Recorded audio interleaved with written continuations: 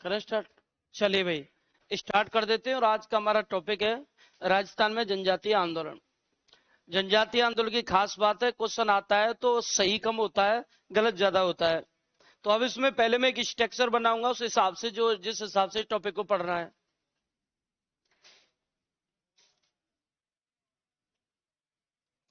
अपना आज का टॉपिक है जनजातीय आंदोलन।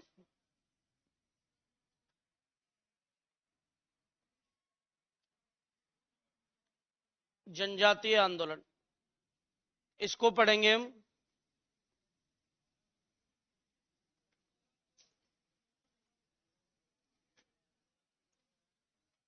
और देखो, जनजातीय आंदोलन में क्या अपने को पढ़ना है, क्या स्थिति है जो जाननी है। पहले तो मुझे बताओ, जनजाति होती क्या है? पता है आपको जनजाति क्या होती है? क्या होती है जनजाति? क्या रहते हैं?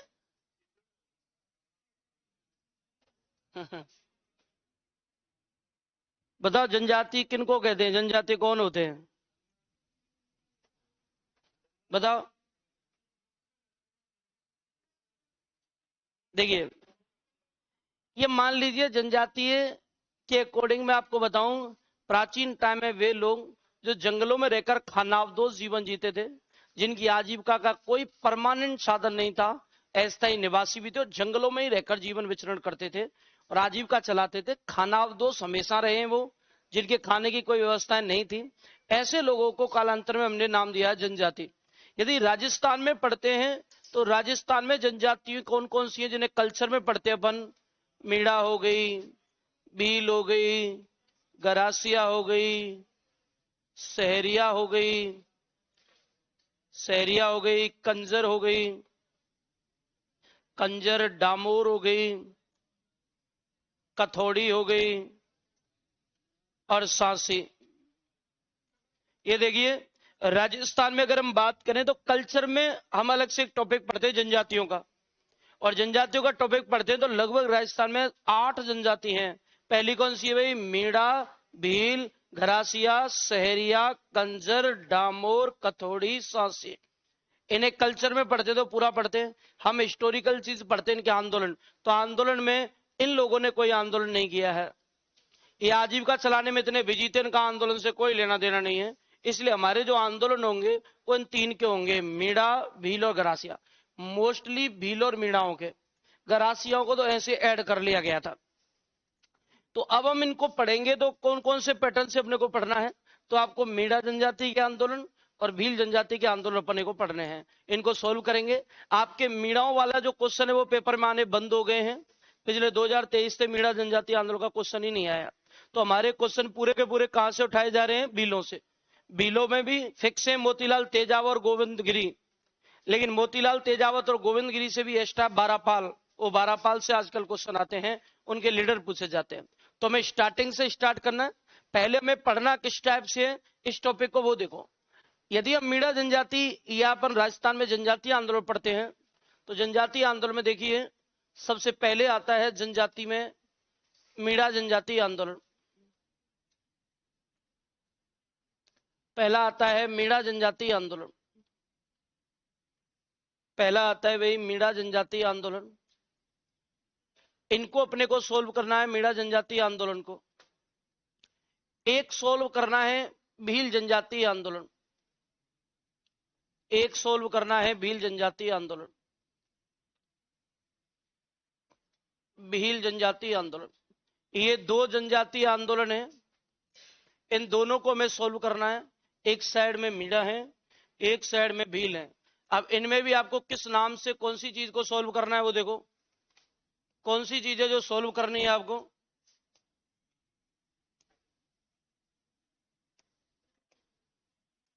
एक आती है भाई, एक भील हो गई। देखो, सबके जेन्युइन रीजन है, कारण है। कोई व्यक्ति आंदोलन कर रहा है, उसका सबका किसान आंदोलन देखा है, मेन रीजन सबके हैं। जिनमें मीणा जनजातीय आंदोलन अपन देखते हैं। तो मीणा जनजातीय आंदोलन में आपको ध्यान रखना है, एक तो पढ़ते हैं झाजपुर मीणा आंदोलन, एक तो आता है झाजपुर मीणा आंदोलन, झाजपुर मीणा आंदोलन, एक तो हम इसको पढ़ते हैं। दूसरा पढ़ते हैं, इसी में एक आता है जयपुर मीणा आंदोलन, जयपुर मीणा आंदोलन, झाजपुर मीणा आंदोलन हो गया, एक हो गया जयपुर मीणा आंदोलन हो गया। इसके बाद भील जनजातीय आंदोलन में बात करें तो भील जनजातीय आंदोलन में पहला आ गया बारापाल आंदोलन, बारापाल आंदोलन, बारापाल आंदोलन। दूसरा आएगा भगत आंदोलन, भगत आंदोलन। और जो तीसरा आएगा वो आएगा एक ही आंदोलन। ये पूरे के पूरे आंदोलन है जिन्हें मैं सोल्व करना है। अब कभी भी आपसे पूछा जाता है जनजातीय आंदोलन पढ़ रहे हैं, कितने आंदोलन पढ़ेंगे हम? लगभग 5 हो गए ना। पहला आंदोलन कौन सा है भाई, और दूसरा कौन सा है, तीसरा कौन सा है, चौथा और पांचवा। तो जनजातीय आंदोलन में कितने आंदोलन पढ़ रहे हैं? जनजाति कितनी है? 2। जनजाति कितनी है? तो पहली जनजाति कौन सी है? मीणाओं के कितने आंदोलन पढ़ रहे हैं? 2। पहला कौन सा है? दूसरा कौन सा है? भीलों के कितने पढ़ रहे हैं? पहला कौन सा, दूसरा, तीसरा। आप पहले भगत और एक ही मोतीलाल तेजाबाद गोविंदगिरी आते थे, आजकल पेपर में कौन सा आता है? बारापाल आता है। पहले मीणाओं के क्वेश्चन खूब आते थे, लेकिन मीणा आंदोलन के आजकल क्वेश्चन आना बंद हो गए। आप पिछले 3-4 साल में देखोगे। यहां आपको ये शॉर्ट फॉर्मेट में मैं आपको बता दूं कि बारापाल आंदोलन में आपको नेतृत्वकर्ता पूछे जाते हैं, और बारापाल आंदोलन का नेतृत्व किया था नीमा, खेमा और जुएता ने। नीमा, खेमा, जुएता ने किया था। और अगर भगत आंदोलन की बात करें कि भगत आंदोलन को चलाने वाला नेतृत्वकर्ता कौन था, तो ये थे गोविंद गिरी। इनका नाम था वही गोविंद गिरी। एक ही आंदोलन को चलाने का नेतृत्व किसने किया? तो मोतीलाल तेजावत ने। तो इसका नेतृत्व किया था मोतीलाल तेजावत ने। ये पूरा का पूरा फॉर्मेट है जिसे हम सोल्व करेंगे। ये जो स्टार्टिंग में आपको मीणा जनजातीय आंदोलन दिख रहे हैं, जहाजपुर 5-6 मिनट का 3-4 लाइन है, पेपर में नहीं आता, ये पढ़ाना पड़ता है बस। इसके अलावा मीणा, जयपुर मीणा है, इसमें थोड़ा विस्तार है, लेकिन पहले आया करता था। आपको पूरा टारगेट इन तीनों आंदोलनों पे करना है, बारापाल पे, भगत पे, और कौन सा है? एक ही। और मैं शॉर्ट फॉर्मेट मैंने आपको बताया, बारापाल के लीडर कितने हैं? 3। कौन कौन से? नीमा, खेमा, जुएता। भगत का कौन है? गोविंद गिरी। और एक ही का कौन है? मोतीलाल तेजावत। तो पहले आप बनाएंगे और सबसे पहले इनको सोल्व करेंगे, मीणाओं को। ये पढ़ने हैं, मतलब मैं ये स्ट्रक्चर हो गई, क्या क्या पढ़ना है।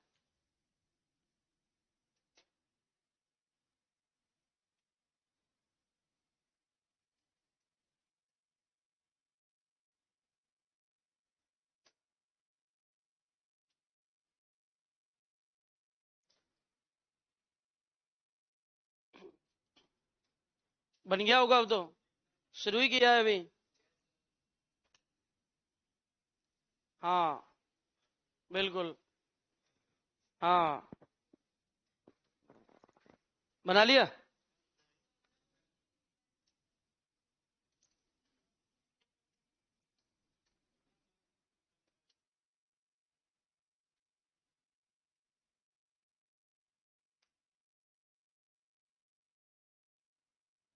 हमें ऐसे नहीं लगता सुबह सुबह, सुबह से शाम तक कई मास्टर झेलने पड़ते हैं क्लास में? है, फील तो होता होगा। जाते पहले हिस्ट्री झेलनी है, फिर पता नहीं क्या क्या झेलना है।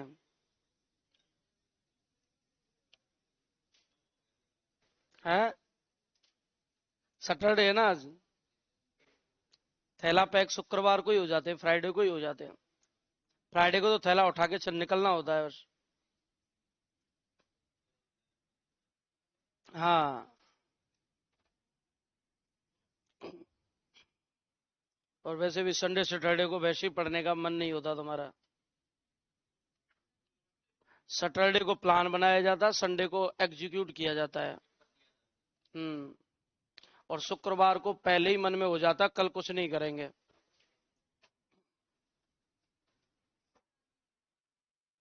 लेकिन जिन्होंने आज तक कुछ नहीं किया वो संडे और सैटरडे को क्या ही कर लेंगे। बहुत लोग तो जनगणना के लिए आते हैं और अब जनगणना और हो रही है आर्थिक रूप से, तो आर्थिक रूप से तो कुछ है ही नहीं, तो जनगणना में तुम्हें क्यों ही लिया जाएगा। आर्थिक स्थिति तो सही करने के लिए बैठे हैं, आए हुए हो गई ना। हाँ, तो तुम्हें गिनने नहीं आएंगे, वो आर्थिक रूप से जनगणना हो रही है। हाँ, बन गया क्या? चलिए, अब लड़कियां मुझे बताएंगी सबसे पहले कौन सा आंदोलन पढ़ना चाहिए इनमें से। ओनली गर्ल्स बताएंगे इनमें से कौन सा आना चाहिए पहले पढ़ने में। कौन सा? बाकी को छोड़ दें? ये तो है, सबसे ज्यादा आएंगे तो बिजली। आप कहो तो बिजली स्टार्ट कर दें पहले। मीणा आजकल पेपर में कम ही आते ही नहीं, तो पहले बीलों वाले पढ़ा देते, मीणाओं को लास्ट में पढ़ लेंगे, है ना। चलिए, छोटे भी हैं उनमें लगभग ज्यादा टाइम भी नहीं लगता। जो मैंने उसको पहले निपटाते हैं। चलिए बताओ, बन गया होगा तो। अब चले आगे। पहली बात यह है कि भीलों के आंदोलन के कारण क्या है। पहले हमें कॉमन कारण पढ़ने हैं कि बारापाल में भी भीलों ने आंदोलन किया, भगत आंदोलन किया, एक ही आंदोलन किया। तो भीलों की समस्याएं क्या थी, जब इतना सब कुछ अच्छा चल रहा था तो ऐसी क्या व्यवस्थाएं बिगड़ी कि उन्होंने आंदोलन करना स्वीकार किया। और जो नहीं लड़ते थे कभी, वो भी भिड़ने लगे सरकार से। सरकार वो केवल ये मान लीजिए राजाओं की सेवा किया करते हो। ज्यादातर भीलों का जमावड़ा दक्षिणी राजस्थान में है, और दक्षिणी राजस्थान में आप मेवाड़ मान लीजिए, डूंगरपुर हो गया, बांसवाड़ा हो गया, गुजरात की कुछ जमीनें हो गई जैसे ईडर हो गया, सूत हो गया, विजयनगर हो गया। तो ये मान लीजिए कि गुजरात और राजस्थान की जो सीमा है वो भीलों का इलाका है। तो इसमें राजस्थान के हमारा डूंगरपुर, बांसवाड़ा, सिरोही और उदयपुर हो गया, और गुजरात में सूत, ईडर, विजयनगर, ये 3 जगह बाकी हो गई। तो इसका मतलब गुजरात और राजस्थान की सीमा पर भीलों का सबसे ज्यादा महत्व है, सबसे ज्यादा संख्या है। क्या हुआ होगा कि भीलों ने आंदोलन करने का ठान लिया। पहली बात यह है कि आप ये मान लीजिए कई रीजन हैं इसके, हमें मेन रीजन पकड़ना है जो पेपर में आता है, बाकी आप फील करोगे तो कई रीजन है। ऐसे माना गया है कि भीलों का कुछ काम थे जो भील अपनी आजीविका चलाने के लिए करते थे। एक, भील मानते थे कि जंगलों पर हमारा एकाधिकार है, हम सदियों से जंगलवासी हैं, जंगलों में रहने वाले वनवासी, और जंगल हमारे हैं। जंगल की हर एक लकड़ी, हर एक कपड़े कहां से आ गए जंगल में, हर एक पेड़ पर हर एक लकड़ी है वो, है ना। हर एक कपड़ा कहां से, हर एक पेड़ पर, हर एक लकड़ी पर, हर एक जगह पर, जंगल की हर चीज पर हमारा अधिकार है। सदियों से वनवासी हैं हम, और वन हमारे, जंगल हमारे, जिस पर किसी और का एकाधिकार नहीं है। तो उनके पास कंफर्म ये था कि भीलों के जंगल हैं, तो ये मान लीजिए कि जंगलों पर और किसी का अधिकार हो ही नहीं सकता। लेकिन बात आती है दूसरा, उनके आजीविका का काम क्या था। दूसरी आजीविका का काम था, भील राजाओं के बड़े वफादार थे। वो सेनाओं में भर्ती हुआ करते थे बड़ी संख्या में, और राजाओं की सेवा किया करते थे। राजा उन्हें बदले में सैलरी दिया करते थे आजीविका के लिए, और इसके लिए वो वफादारी इतनी अच्छी निभाते थे। जैसे मेवाड़ हुआ, मेवाड़ में तो मान लीजिए कि ऊंदरिया गांव का तो राज तिलक ही करता था मेवाड़ के राजा का। तो ये मान लीजिए कि मेवाड़ और राजकीय सेनाओं में डूंगरपुर, बांसवाड़ा की बड़ी संख्या में भील भाग लेते थे। तो सेना से वो आजीविका चलाते थे, जॉब होती थी उनकी। इसके अलावा वो पर्सनल काम खेतीबाड़ी किया करते थे, कई किसान भील भी थे, खेतीबाड़ी से काम चलाते। कई भीलों का एक और काम था, और वो था टैक्स वसूलने का। जिनमें मान लीजिए आजकल क्या है, आप किसी गांव में नए जा रहे हैं किसी जगह पर, आपको पता ही नहीं है कि ये जगह कहां है, तो आप कैसे जाते हो नई जगह पे? मैप मैप चलाते हो भाई, मैप चलाते हो तो मैपिंग आ चुकी है। अब आजकल तो सोशल मीडिया डेवलप हो गया है, तो मैप लगाइए, आप कहीं भी पहुंच जाते हो, किसी से पूछने की जरूरत ही नहीं है। लेकिन पहले मैप था ही नहीं, और आपको जंगल पाक क्रॉस करके दूसरे गांव में जाना है, और आपको रास्ता पता ही नहीं, तो क्या करोगे आप? पूछ पूछ के ही तो जाते हो। लेकिन वो जरूरी थोड़ी आपको रास्ते में ऐसी गर्मी पड़ रही है, जून का महीना, मई का, आप दोपहर के 12 बजे निकले हो किसी का घर ढूंढने, आपको जंगलों में और कहीं रास्तों में कोई बच्चा ही नहीं मिलेगा आपको, ऐसी गर्मी में ना सर्दियों में मिलता, धुंध पड़ता है। तो यहां माना गया है कि रास्तों पे चौकियां बनाई गई थी, इन रास्तों पे, और चौकियों में एक भील जॉब करता था, परमानेंट रहता था शिफ्ट के हिसाब से। और वो क्या करता था, राहगीरों को मार्ग बताने का काम करता था कि रास्ता कहाँ होकर है, किस गांव में आपको जाना, उस पर उसके माइंड में मैपिंग रहती थी पूरी कि कहाँ कौन सा गांव पड़ता है, किसका घर कौन सा है। जब कोई राहगीर आता था, कोई पहली बार कोई व्यक्ति आता तो वो उस चौकी में जाता और चौकी में भील उनको पूरा रास्ता बताता था, जिसके बदले में आसपास के गांव वाले सुरक्षा की दृष्टि से, यानी इस राजमार्ग बताने के कारण पूरे गांव वाले उससे चंदा इकट्ठा करके सैलरी दिया करते थे। लेकिन फिक्स क्या था, फिक्स ये था कि इस पोस्ट पर, इस चौकी पर केवल भील जाति का व्यक्ति ही जॉब करेगा। तो ये इनकी जॉब हो गई। तो बहुत सारे भील जो थे वो इस जॉब को करते थे। दूसरा, जंगलात के एरिया में रहते थे तो हमेशा खतरा रहता था जानवरों का। और ये बताते हैं कि गांव वाले पीड़ित रहते थे, समस्या रहती थी, तो इसीलिए भीलों को बड़ा इसमें एक्सपर्ट थे, जंगलों में रहकर जंगली जानवरों से कैसे सुरक्षा की जाए। तो उन्हें गांव वाले अपना रात को पहरेदार नियुक्त करते थे, जिसे कहते हैं रखवाली कर। वो चौकीदारी किया करते थे, जिस पर केवल भील जाति के व्यक्ति रहते थे। तो ये इनकम के सोर्स से रखवाली कर लेते थे, ये बुलाई कर लेते थे मार्ग बताने के लिए, ये सेना में भर्ती होकर अपनी आजीविका चलाते, ये खेती बाड़ी किया करते थे, ये जंगलों पर एकाधिकार मानते तो जंगलों में लकड़ियां काट के भी काम चलाते थे। ये इनके अधिकार है। दूसरी बात यह है कि इनका एक काम और था जिस काम से ज्यादा बढ़ के, और वो था मावड़ी। मावड़ी क्या होता है, महुआ के वृक्ष से शराब बनाते थे। हाँ, मावड़ी, मौड़ी नहीं नहीं, मौड़ी नहीं है, मावड़ी है ना। हाँ अच्छा, उधर के तो फिर तो आप बोलोगे, है ना। हाँ, तो ये बताते, ये इनकी महुआ के वृक्ष से शराब बनाते थे। रीजन क्या है, इसको बनाने का टैलेंट केवल भीलों के पास था। रीजन ये इसका नाश्ता किया करते थे मावड़ी का। इनका मौसम ही नहीं बनता था, इसको नहीं पीते थे जब तक। अब मान लो कोई व्यक्ति का काम करने में मन जब लगता था, जब इसकी डोज ले लेते थे, तो वो क्या करते, बड़ी संख्या में इसकी बनाते और उपभोग करते थे।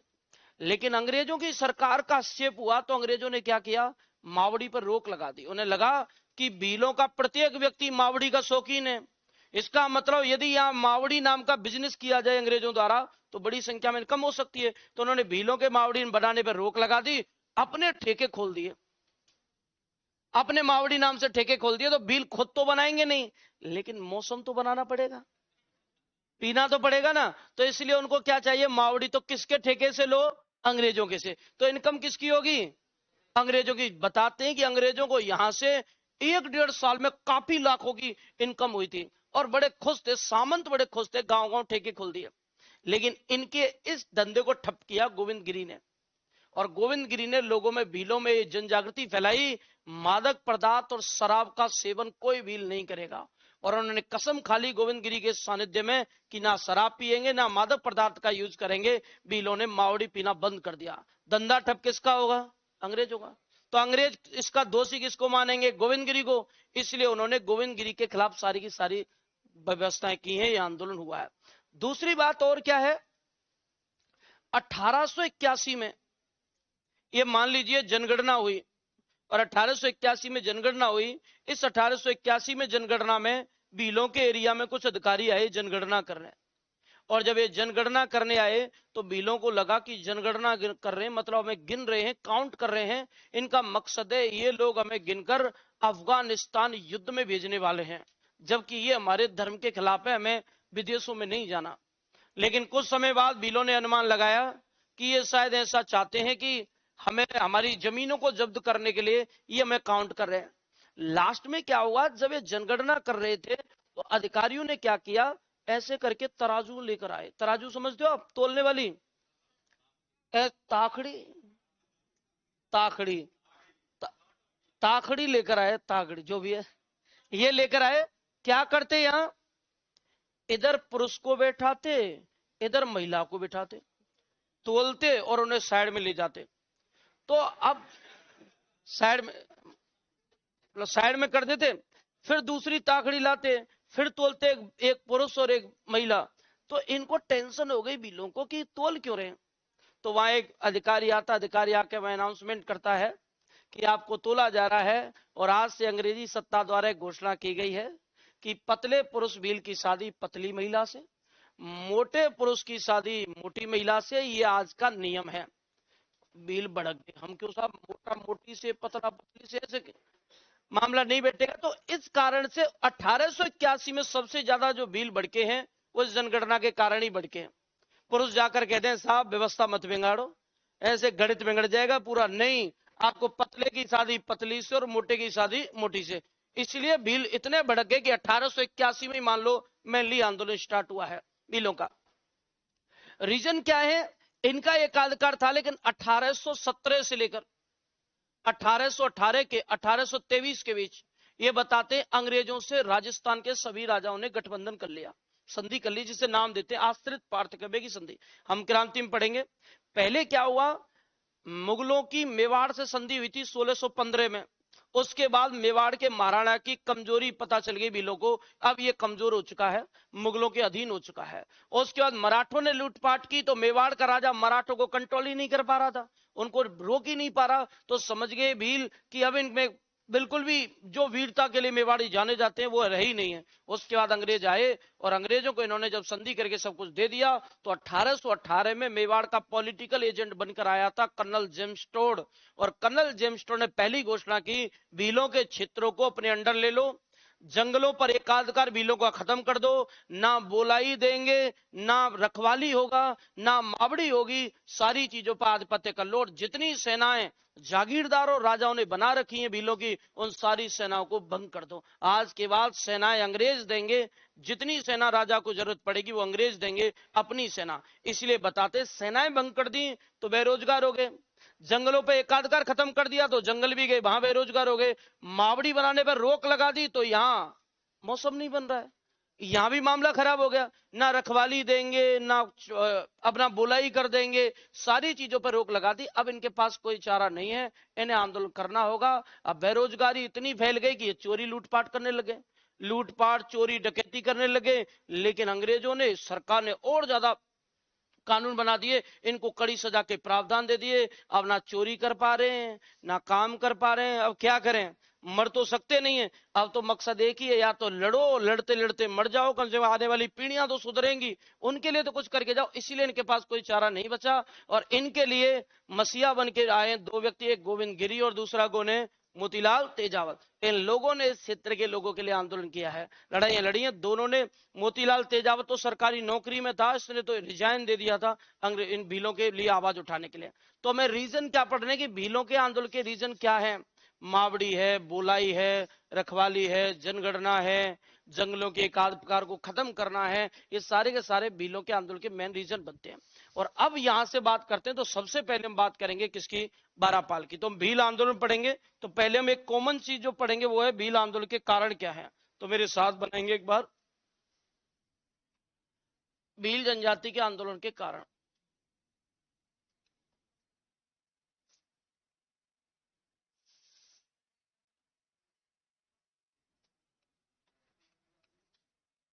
भील जनजाति के आंदोलन के कारण।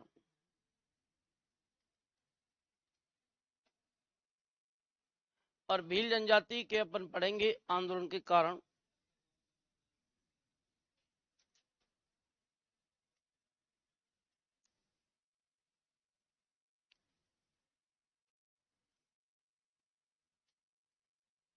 और आंदोलन के कारण आप ध्यान रखना,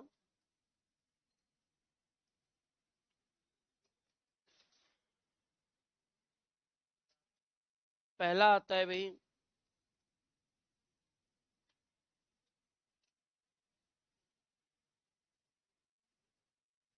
भील जंगलों पर एकाधिकार मानते थे।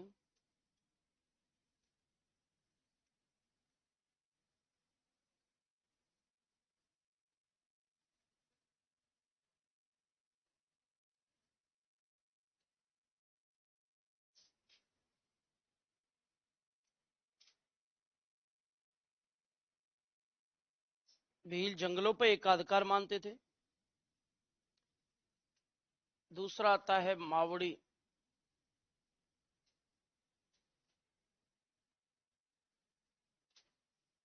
ये भीलों द्वारा निर्मित महुआ की शराब।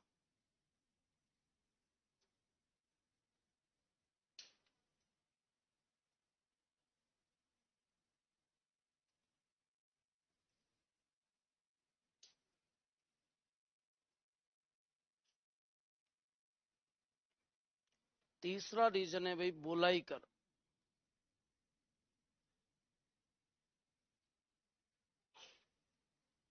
बोलाई कर होता है भीलों द्वारा राजमार्ग बताने के बदले। क्या है? नहीं, मैं पता नहीं है ऐसे तो। अच्छा ही होगा। लोग मतलब ये इसके बाद अच्छा काम करते थे एनर्जी के साथ, आप देख लीजिए क्या फ्लेवर होगा। हाँ देसी। हाँ मतलब एवरेज अच्छा आता था इनका बाद, इसके बाद।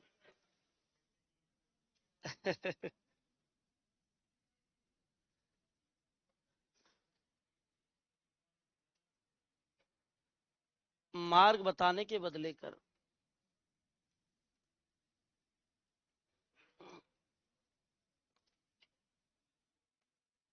एक आता रखवाली कर।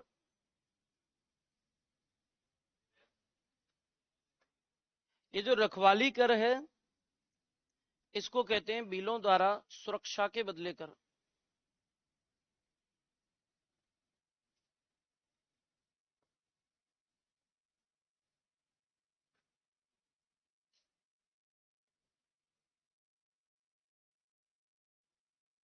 5वां आता है भाई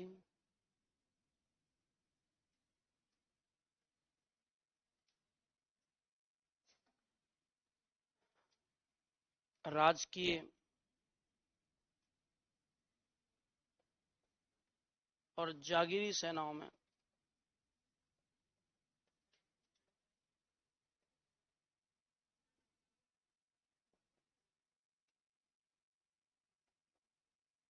भीलों की उपस्थिति, ज्यादातर सेनाओं में काम करते थे। लेकिन ये मान लीजिए कि जैसे ही अंग्रेजी सत्ता का शेप हुआ इन सारी चीजों पर रोक लगा दी गई है, और मान सकते हैं सरकार द्वारा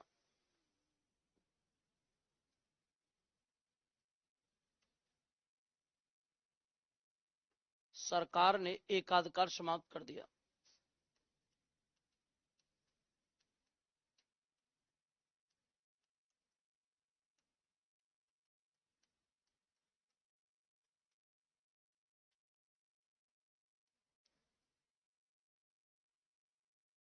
सरकार ने एकाधिकार समाप्त कर दिया। दूसरा आता है मावड़ी। इसमें ध्यान रखना आपको, सरकार ने क्या हो गया? क्या है? जगह नहीं छोड़ी तो वह हंस क्यों रहे इस बात में? आप तो नीचे लिख लो ना, नंबर 1 में क्या लिखना है आगे। तो ऐसे हेडिंग डालो, आगे की बात नीचे। तो आगे लिखते चलो 1 नंबर में आगे क्या है। आगे नहीं, कोई जरूरी भी नहीं है आपके लिए, ये उधर वाला लिख लिया खूब है। चलिए, सरकार ने, हाँ बिल्कुल, हाँ प्रतिबंध लगाया।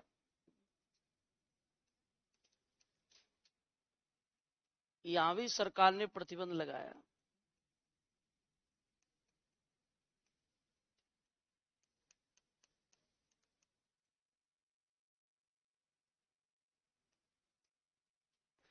इसको भी प्रतिबंधित कर दिया। हम्म।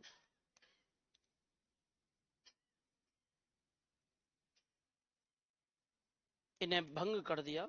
इसके बाद हम ये कह सकते हैं एक लाइन में कि अंग्रेजों के हस्तक्षेप के बाद भीलों की आर्थिक स्थिति बहुत कमजोर हो गई, और आर्थिक रूप से कमजोर होने के कारण वो अपनी आजीविका के लिए लूटपाट चोरी डकैती करने लगे, और उन्हें उम्मीद की किरण जो देता है वो है गोविंद गिरी।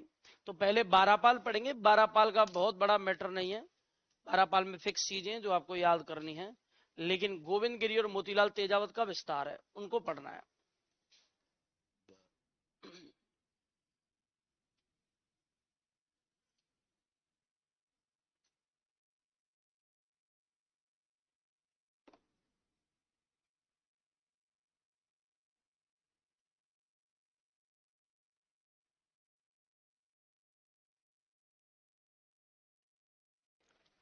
फिर कैसे एडजस्ट कर रहे हो अब?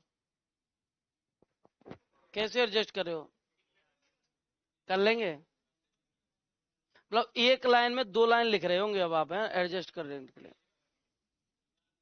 हाँ, नहीं करो, जुगाड़ तो करना ही पड़ेगा, आज नहीं तो कल करना ही पड़ेगा। बिना जुगाड़ के कुछ नहीं है। चलिए नोट लगाएं फिर। अब वक्त आ गया, इनको जगाओ ना, सोना नहीं है। यहाँ मावड़ी आ गई और आप सो रहे हो।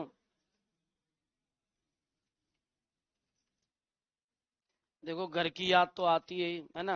आप जग के आते हो तो फिर वो चीजें तो रहती है ना, कि क्या हम थोड़ी देर पहले सो रहे थे, सॉरी थोड़ी देर पहले क्या क्या कर रहे थे। लेकिन अचानक से, ये मान लो अचानक से जो नहीं करना है वो आ जाए सामने, जैसे पढ़ना मूड है ही नहीं सुबह सुबह, और अचानक से पढ़ना पड़ जाए तो थोड़ा आता ही है। नोट लगाएंगे। अब वक्त आ गया है नोट का।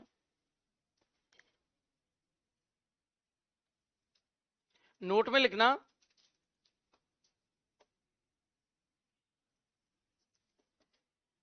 अंग्रेजों के हस्तक्षेप के बाद,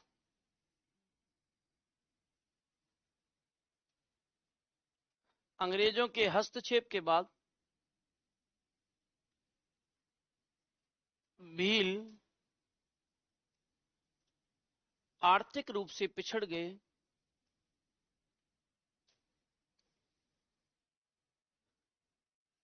आर्थिक रूप से पिछड़ गए और अपनी आजीविका के लिए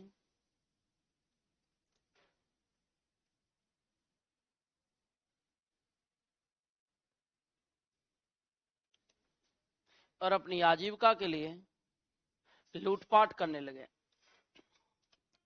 और अपनी आजीविका के लिए लूटपाट करने लगे।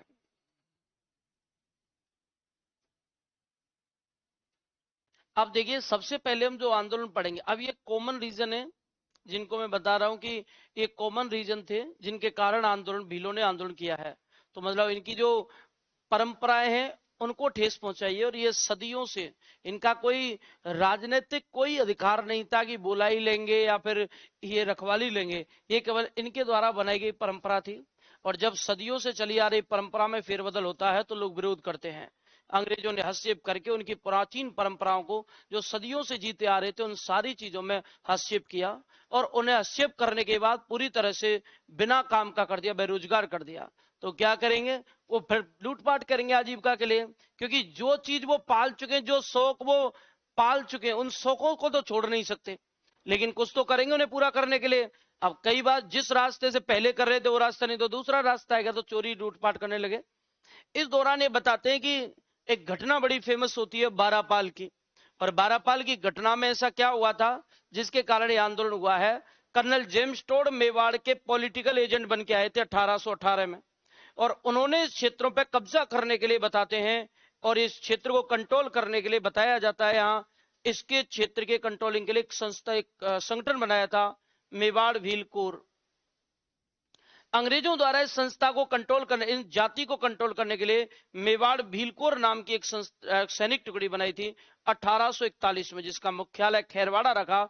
इस संस्था का मकसद ही यही था कि आपको भीलों के क्षेत्र में होने वाले उपद्रव और आंदोलन को कंट्रोल में रखना है, इस पूरी जनजाति को कंट्रोल में रखना है। इसके वार्षिक 50,000 रुपए का खर्चा आता था मेवाड़ व्हीलकोर की जो सेना थी उसके पालन पोषण में, जिसका हर्जाना मेवाड़ के राजा से वसूला जाता था अंग्रेजों द्वारा। अब अंग्रेज अपने लिए काम कर रहे हैं, लेकिन पैसा किससे ले रहे हैं काम का? मेवाड़ से।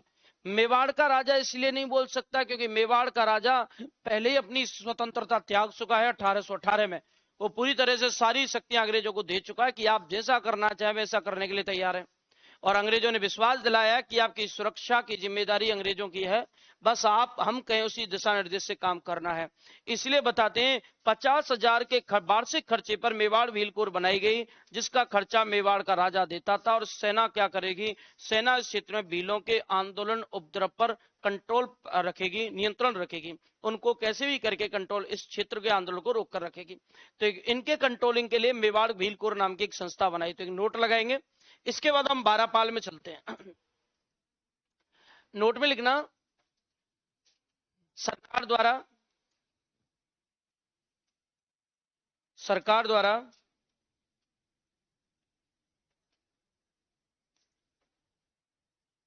सरकार द्वारा 1841 में 1841 में भीलों के क्षेत्र के नियंत्रण के लिए, भील क्षेत्र के नियंत्रण के लिए मेवाड़ भील कोर, मेवाड़ भील कोर सैन्य टुकड़ी, मेवाड़ भील कोर सैन्य टुकड़ी गठित करते हैं। मेवाड़ भील कोर सैन्य टुकड़ी गठित करते हैं।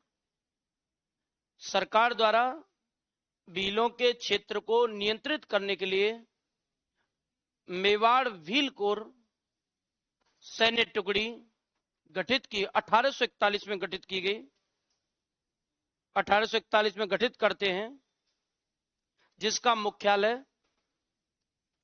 खेरवाड़ा में रखा गया।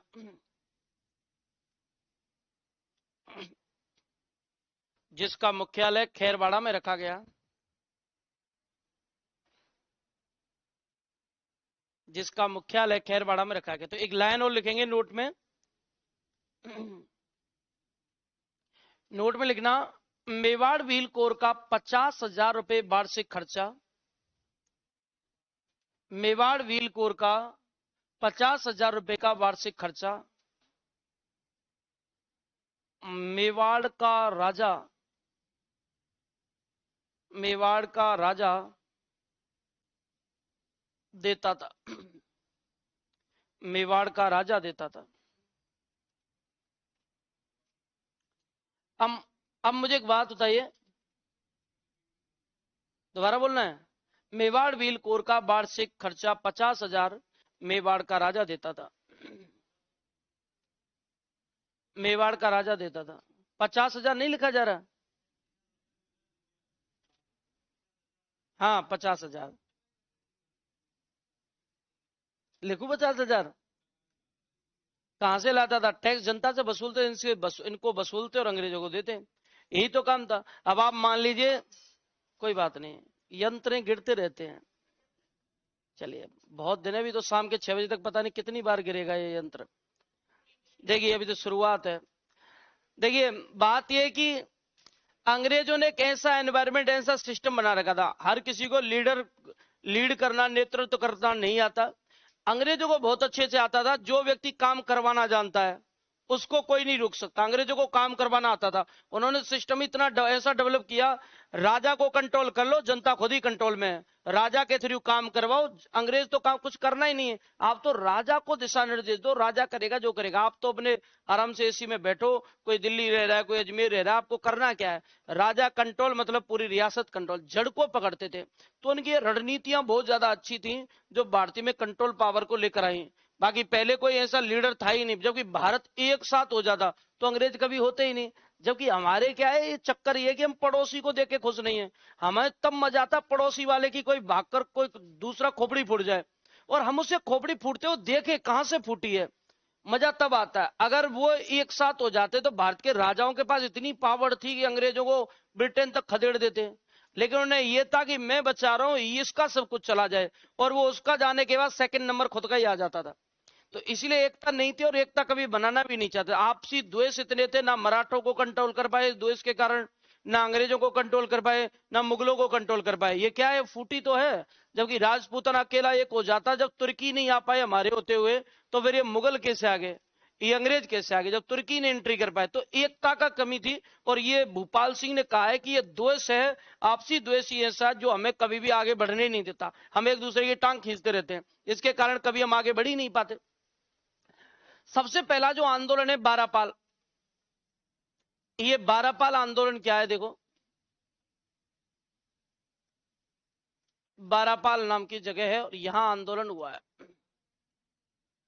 अच्छा चलो मुझे ये बताओ, अगर आपसे कंबाइंड ऐसे कंफर्म ऐसे पूछ ले, पूरा पता है भील आंदोलन के कारण क्या है, क्या क्या बताओगे आप?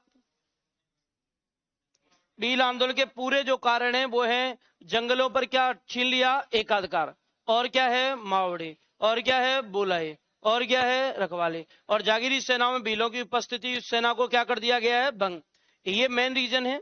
अब यहां आंदोलन होता है जैसे बारापाल है। बारापाल की खास बात है कि बारापाल कहां है, जब आप उदयपुर से डूंगरपुर जाते हो तो उदयपुर क्रॉस करते सबसे पहली जो जगह पड़ती है वो बारापाल ही पड़ती है, मेन हाईवे पे। तो बारापाल एक जगह का नाम है, गांव का नाम है।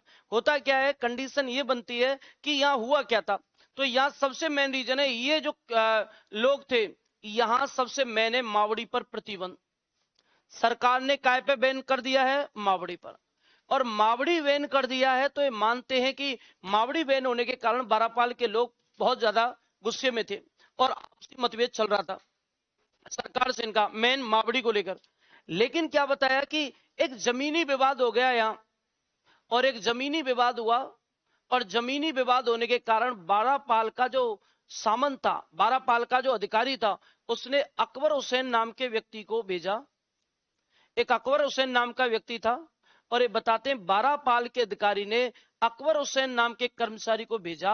जमीनी विवाद चल रहा था और जमीनी विवाद में गवाही देनी थी, और दो गमेती थे। गमेती मतलब भीलों का मुखिया, गमेती मतलब भीलों का मुखिया।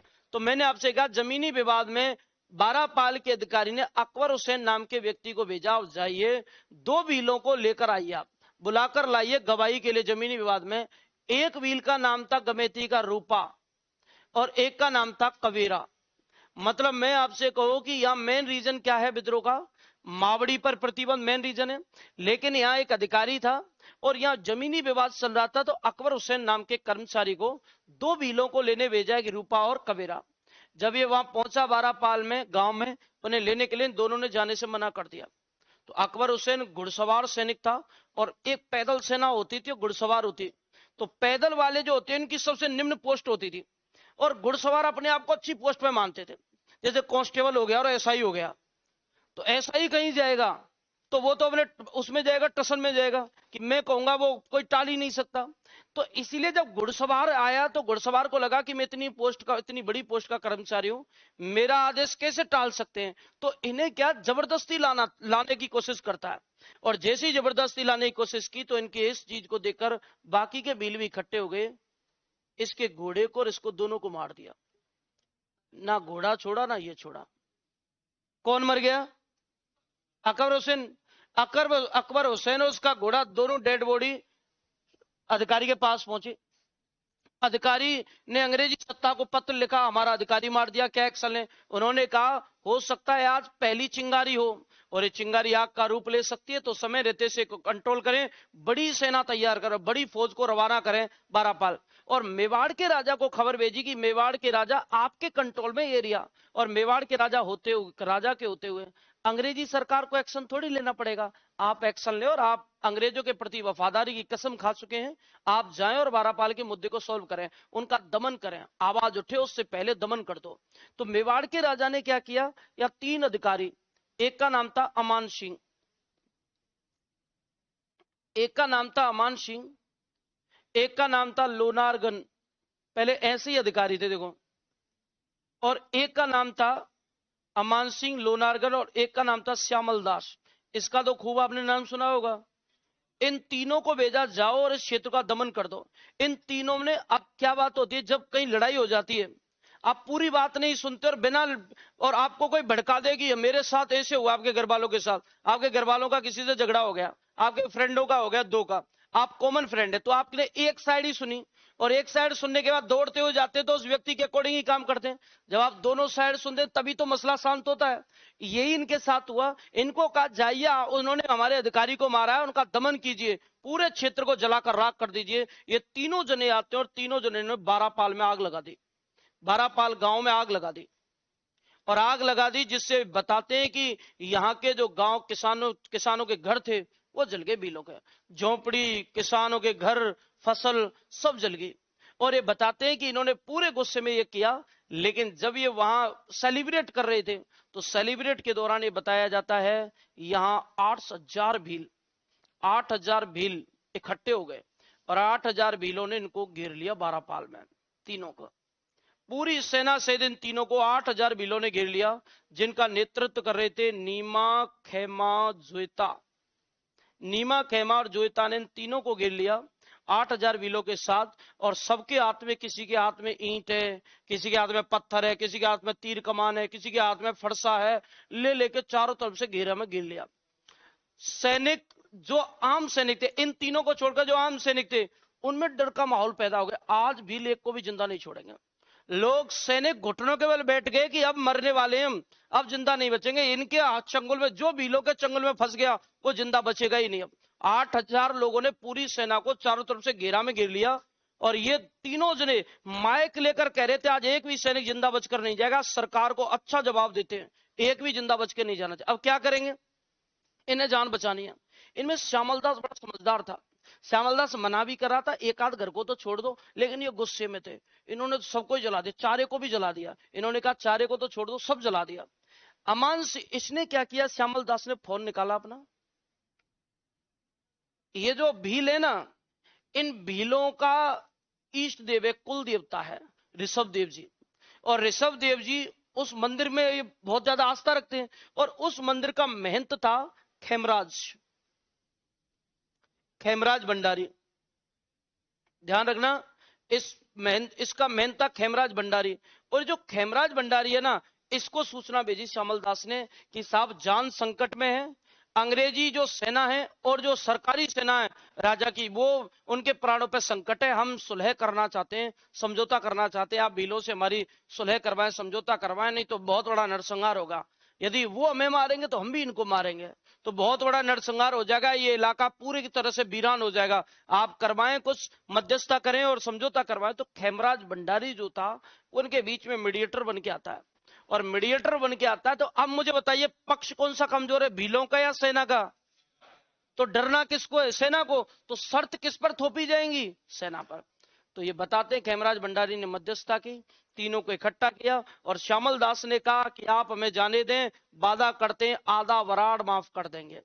पालों पर लगाया जाता था एक अतिरिक्त कर, जो मनगढ़ंत कर था सरकार का, आधा वराड़ कर माफ कर देंगे, जिससे पालों पर लगाया जाने वाला कर हुआ करता था, इसे माफ कर देंगे। और यदि आप हमें यहां से जिंदा जाने देते हो, तो आपने जो अब तक किया है, हमारे जो कर्मचारी आज तक भीलों ने मारे हैं, उनके लिए आपको क्षमादान, आपको कोई सजा नहीं मिलेगी, आपके किए हुए कामों को माफी है, बस आज के बाद हमें जाने दें। और जो जनगणना है, पतले की शादी मोटे, सॉरी पतले से, वो जो है जनगणना स्थगित, आज के बाद कोई जनगणना नहीं होगी आपके में, बिना ताखरी के करेंगे जनगणना, ये भी स्थगित। और इस 3 मांगों को मानने के बाद इन्होंने इनको जाने दिया और मसला शांत हो गया। ये जो घटना है ना, इसे कहते हैं बारापाल कांड। और बारापाल घटना हुई है 25 मार्च 1981 को। कभी भी आपसे पूछा जाता है कि भाई बताइए कि बारापाल आंदोलन कब हुआ था, तो 25 मार्च, हाँ जगते 1881। अभी आंख बनती जैसे मैंने देखा 1881। अब मुझे बताइए 1881 19वीं सदी है या 20वीं सदी है, कौन सी सदी है? और ये बताते हैं कि 19वीं शताब्दी का सबसे बड़ा आदिवासी आंदोलन किसको मानते हैं, बारापाल को। 19वीं शताब्दी का सबसे बड़ा भील आंदोलन कौन सा है, बारापाल। और मुझे बताइए बारापाल की डेट क्या है भाई, अरे कौन सी है, मेन रीजन क्या है, विवाद क्या चल रहा है, किसको भेजा है, कितने लोगों को लेने के लिए, कौन है, कौन है, लेकिन इसकी क्या कर दी गई, हत्या। इनके कंट्रोल के लिए कितने अधिकारी भेजे, पहला बताओ, दूसरा बताओ, तीसरा बताओ, क्या लगा दी, काय में लगा दी। अच्छा, इसके बाद ये बताते हैं कि इनको भीलों ने घेर लिया, कितने लोगों ने लीड किया है, 3। कौन सा है, नीमा, खेमा, जुइत। कितने भीलों ने घेर लिया, मीडिएटर बन गए, कौन आया, आपका क्या माफ कर देंगे, क्या दे देंगे आपको, क्या नहीं करेंगे। कौन सा आंदोलन समाप्त हो गया, तो आंदोलन कब हुआ है, 1881 में। तो 19वीं सदी का सबसे बड़ा आदिवासी आंदोलन कौन सा हुआ, कौन सा आंदोलन है, बस खत्म। छोटा है लेकिन भगत और उनमें थोड़ा विस्तार ज्यादा है। तो देखिए मेरे साथ बनाएंगे,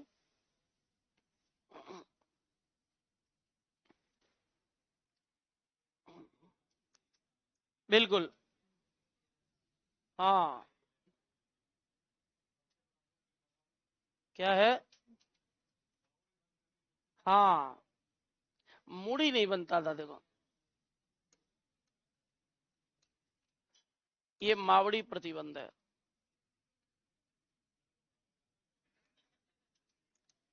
रीजन। अच्छा मुझे बताइए यहाँ कौन से अधिकारी को भेजा था लेने के लिए? अकबर हुसैन।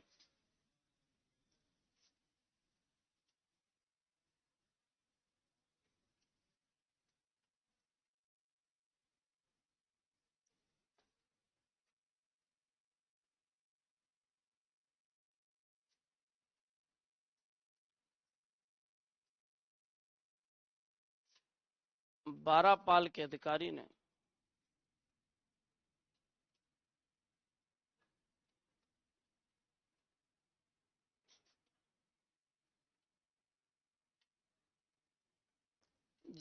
जमीनी विवाद में गवाही के लिए।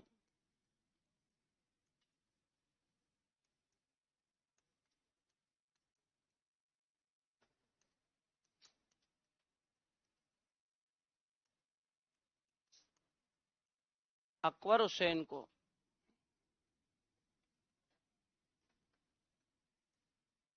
रूपा और कवेरा।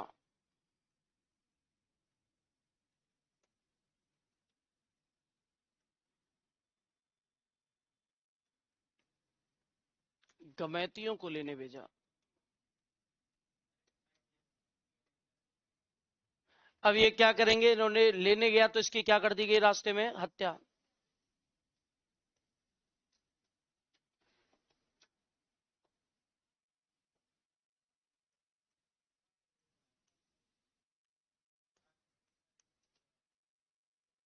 अकबर हुसैन की भीलों ने हत्या कर दी।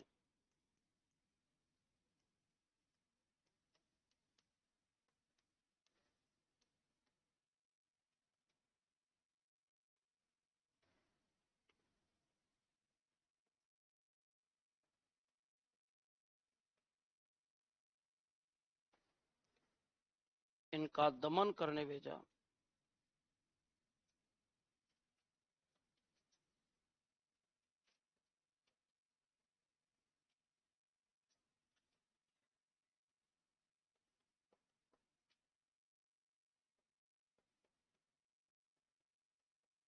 अमान सिंह, लोनारगल और श्यामल दास।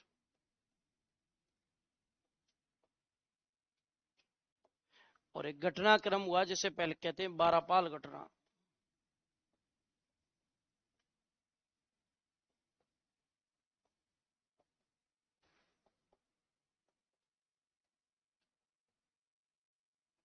पच्चीस मार्च 1881 में हुई है बारापाल घटना।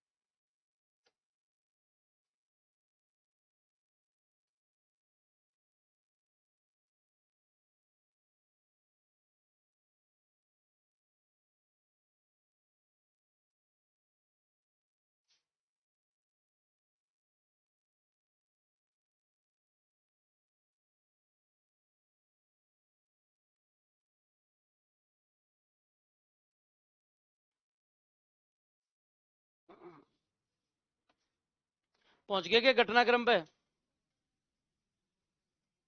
लोनारगन।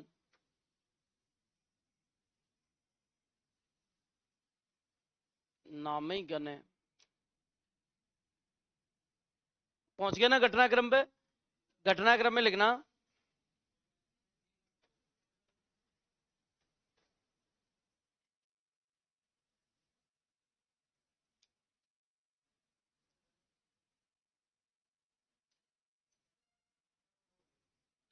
घटनाक्रम में लिखना सरकार के कर्मचारियों द्वारा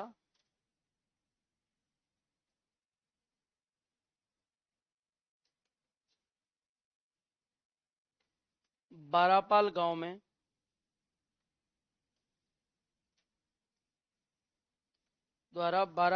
में आग लगा दी गई।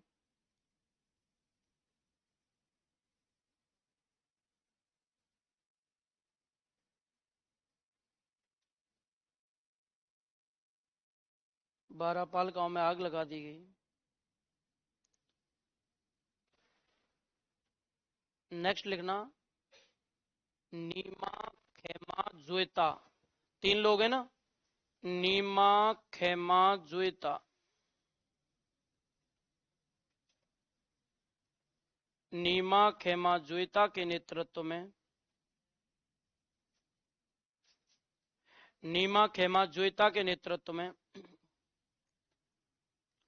8,000 भीलों ने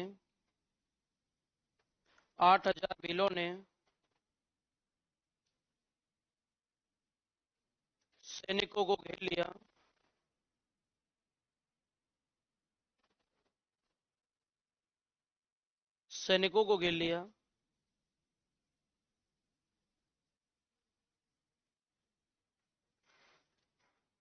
नेक्स्ट लाइन लिखना ऋषभदेव मंदिर के महंत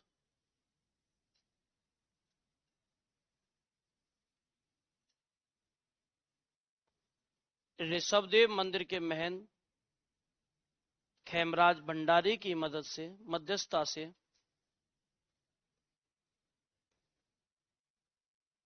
खेमराज भंडारी की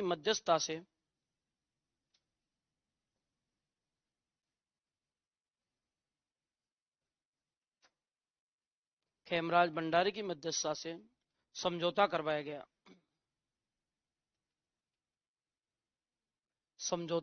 गया।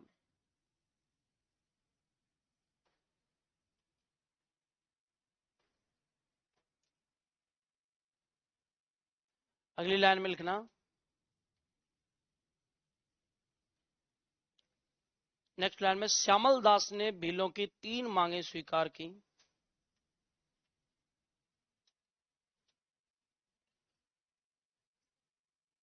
श्यामल दास ने भीलों की 3 मांगे स्वीकार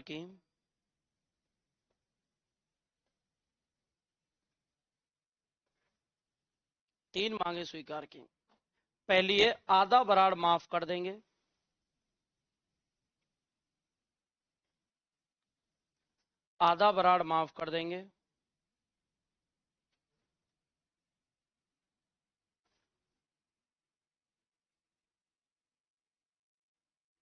दूसरी शर्त लिखना भीलों द्वारा घटित घटनाओं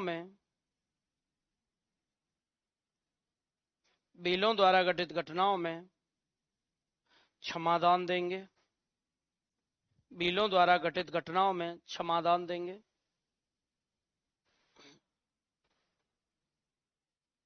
और तीसरी शर्त लिखना जनगणना स्थगित कर दी जाएगी।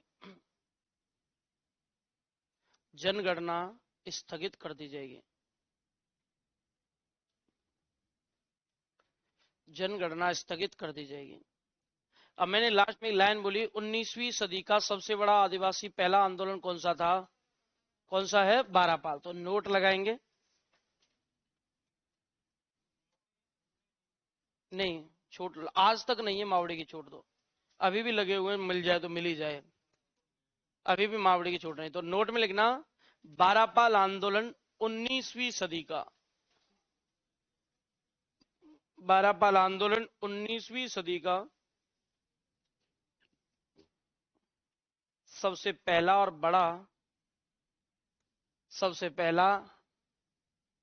और सबसे बड़ा आंदोलन था।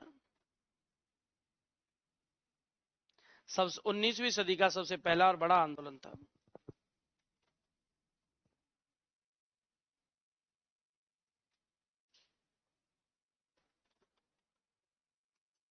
तो ये कौन सा आंदोलन हो गया भाई? बारापाल। अब यहां देखो, यहां अपन पढ़ते हैं तो पहला आंदोलन हमारा कौन सा हो गया, बारापाल। सेकंड नंबर पे कौन सा आएगा, ये जो सामान्य पॉइंट है मैंने यही लीडर वगैरह लिखा दिए वैसे आपको, गोविंद गिरी हो गया, मोतीलाल तेजावत हो गया। अब सेकंड नंबर पे हम कौन सा आंदोलन पढ़ेंगे, भगत। कौन सा पढ़ेंगे, भगत। एक बात याद रखना, आपको एक डेट याद रखनी है हराल में, 12 पाल की तारीख कितनी है, 25 मार्च 1881।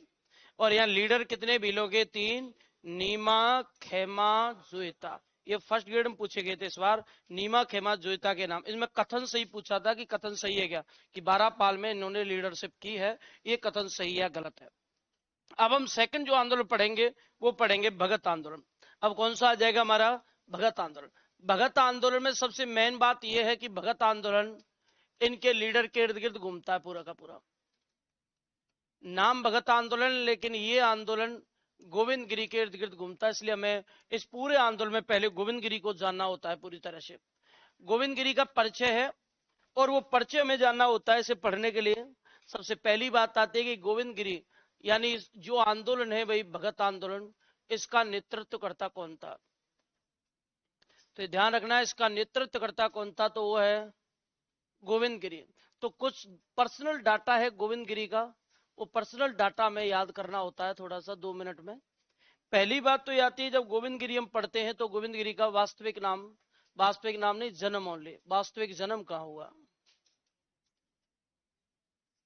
तो इनका जो जन्म हुआ है वो आपको ध्यान रखना है, इनका जन्म हुआ है भाई 1858 में। और 1858 में इनका जन्म हुआ है, वो हुआ था, एक गांव है बाशिया, बाशिया गांव। लेकिन अब यहां से ध्यान रखना क्या हुआ था कि बांसिया लिखाने के बाद, अब एक बार से पूछा गया कि भाई इनका गांव का, बांसिया ऑप्शन में नहीं था, तो इनकी पंचायत आ जाती है पेपर में कई बार कि बांसिया गांव किस पंचायत का हिस्सा है, तो पंचायत का नाम है बेड़सा। तो बांसिया गांव जिस पंचायत में आता है उस पंचायत का नाम है बेड़सा, और बेड़सा नाम की जगह है डूंगरपुर में। एक शिफ्ट में इस टाइप से क्वेश्चन आया था, बांसिया ऑप्शन में नहीं था, बेड़सा ही दे रखा था, तो बेड़सा इनकी पंचायत का नाम है। तो गांव का नाम है बांसिया और पंचायत का नाम क्या है, बेड़सा। इसके बाद बात आती है इनकी कास्ट क्या थी, तो इनकी जाति थी बंजारा।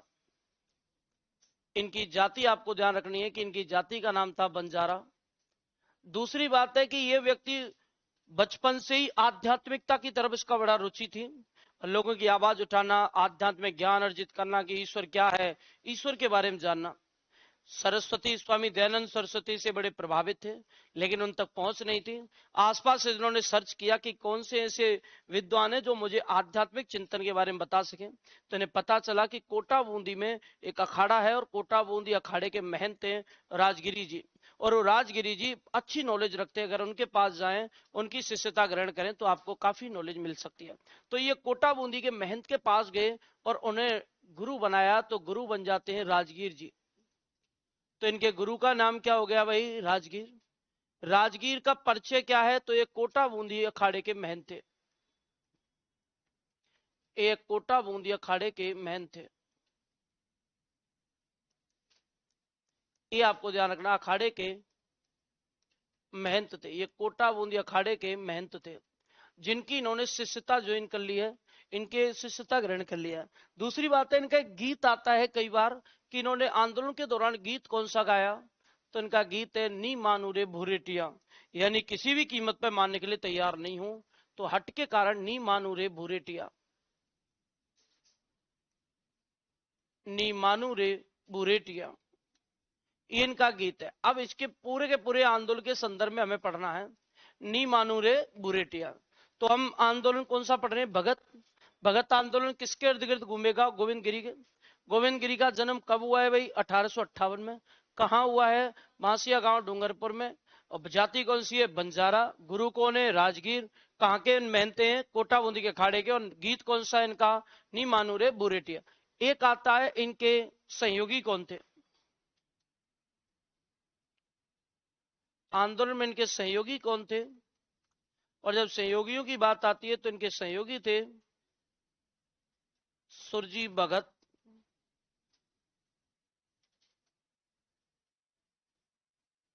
सूरमा भगत,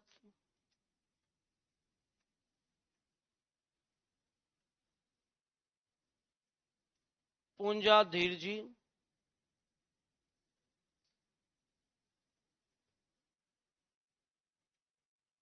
या पूंजिया, ये जो पूंजिया था, पूंजा धीर जी इनके साथ गिरफ्तार हुए थे।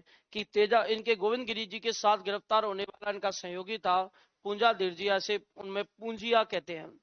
अब यहां से भगत आंदोलन को आंदोलन की तरफ चलते हैं। इनका पर्सनल डाटा है। जाति तेजावत और इन दोनों की पढ़नी होती है कि किस कास्ट से बिलोंग करते थे दोनों के दोनों। तो दोनों की कास्ट उनकी अलग है और इनकी अलग है। तो इनकी कास्ट कौन सी है? बंजारा, बंजारा जाति थे। अब आगे अपन बढ़ते हैं तो गोविंद गिरी आंदोलन को किस रूपरेखा से लेकर आएंगे। इनका कोई मकसद नहीं था कि मुझे आंदोलन करना है। इनका मकसद था कि मैं जानना चाहता हूं आध्यात्मिक चिंतन क्या है। ये चिंतन ईश्वर क्या है, सृष्टि का रचनाकार कौन है, कैसे प्रोसेस चलती है। तो राजगीर जी से शिक्षा लेकर आए। गुरुजी ने जब इनको शिक्षा दी तो इन्होंने कहा कि गुरुजी आपने मुझे शिक्षा दी है, आप बताइए गुरु दक्षिणा में क्या लेना चाहोगे। राजगीर जी ने कहा, देख गोविंद गिरी, मुझे दक्षिणा में कुछ नहीं चाहिए, मुझे बस इतना वादा कर कि जो मैंने तुझे सिखाया है वो जितने लोगों तक तू पहुंचा पाए उतने लोगों तक पहुंचाएगा। जो मैंने तुझे दिया है, जो तूने मुझसे ग्रहण किया है, वो तुझे सब जगह फैलाना है। और मेरा मुझसे वादा कर, तू आदिवासी क्षेत्र में इसका प्रचार करेगा, लोगों में जो भ्रांतियां हैं उन्हें दोबारा से पैदा करेगा। क्योंकि ऐसे माना गया है कि भील एरिया में हिंदू धर्म की जो प्रभाव था वो धीरे धीरे कम होता जा रहा था। लोगों का ईश्वर से कनेक्टिविटी टूट रही थी, विश्वास कम हो रहा था और धर्म की मान्यताओं से दूर होते जा रहे थे। तो गो राजगिरी जी ने कहा था कि आप इस क्षेत्र में जाएं, कनेक्टिविटी बढ़ाएं और ईश्वर में विश्वास करें, इस चीज को आप जोर डालें और धार्मिक उत्थान करें लोगों का। तो ये आ गए यहाँ। लेकिन ये व्यक्ति स्वामी दयानंद सरस्वती जी से प्रभावित थे। और स्वामी दयानंद सरस्वती जी के बारे में कहा जाता है, वो व्यक्ति सबको वेदों को मानते हैं, सबको मानते हैं, लेकिन वो व्यक्ति भगवान को, मूर्ति पूजा को नहीं मानते। उन्होंने मूर्ति पूजा का विरोध किया स्वामी दयानंद सरस्वती ने। और उनके बारे में बड़ा इंसिडेंट है कि बचपन में कुछ ऐसी घटनाएं हुई जिनके कारण उन्होंने मूर्ति पूजा को त्याग दिया था। पहली बात, उनके गांव में एक मंदिर था बड़ा सा, और मंदिर में उनका महंत डेली चिल्ला चिल्ला कर कहता कि इस मंदिर में बड़ी शक्तियां हैं, यदि कोई मनोकामना लेकर आता है तो इस मंदिर से खाली हाथ नहीं जाता। सरस्वती ये सुनते सुनते बड़े हो रहे थे और इसके कारण इनकी आस्था उस मंदिर में बड़ी जुड़ गई और मंदिर में डेली जाया करते थे कि इस मंदिर में शक्ति है तो ईश्वर से कनेक्टिविटी होती है, और डेली जाते हैं।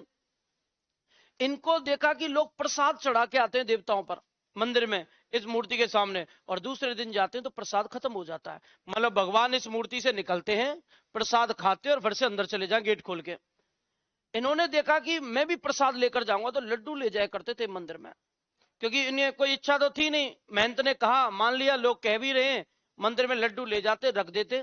दूसरे दिन जाके चेक करते, लड्डू नहीं मिलता तो बड़े खुश होते हैं कि मेरा लड्डू खाने, गेट खोल के बाहर आते हैं, खा के फिर अंदर चले जाते। तो ये बड़ा खुश होते थे।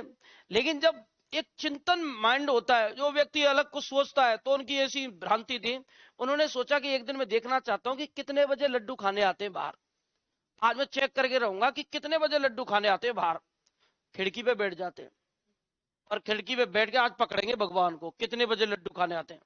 बैठ के खिड़की पे, और खिड़की पे बैठ के इंतजार करते रहे। और इंतजार करते करते उन्होंने एक दृश्य देखा, एक चूहा आता है, पूरा लड्डू निपटा देता है प्रसाद का, और खा के और रवाना भी हो जाता है वहां से। उनका उस दौरान माथा खराब हो गया, मन खराब हो गया। जो भगवान अपने लड्डू की सुरक्षा नहीं कर सकता, अपने खाने की सुरक्षा नहीं कर सकता, वो हमारी सुरक्षा कैसे कर रहा है। तो ये भ्रांति उनके माइंड में नेगेटिविटी आ गई। और नेगेटिविटी आने के बाद भी उन्होंने महंत को बताया, उन्होंने कहा कि ईश्वर का काम ही यही है, लोगों को खिलाना, भूखे लोगों को खिलाना। उस दिन नेगेटिविटी थोड़ी बहुत खत्म हो गई। इनकी एक छोटी बहन थी, उसकी डेथ हो जाती है। घर वाले रो रहे हैं, गांव वाले रो रहे हैं, रिश्तेदार आ रहे हैं गाड़ियों में भर भर के, दूर दूर 1 किलोमीटर पहले से रोना स्टार्ट कर रहे। तो बहुत बड़ा माहौल क्रिएट हो गया। तो दयानंद सरस्वती जी ने देखा रो क्यों रहे हैं, तो अपने पिताजी के पास गए।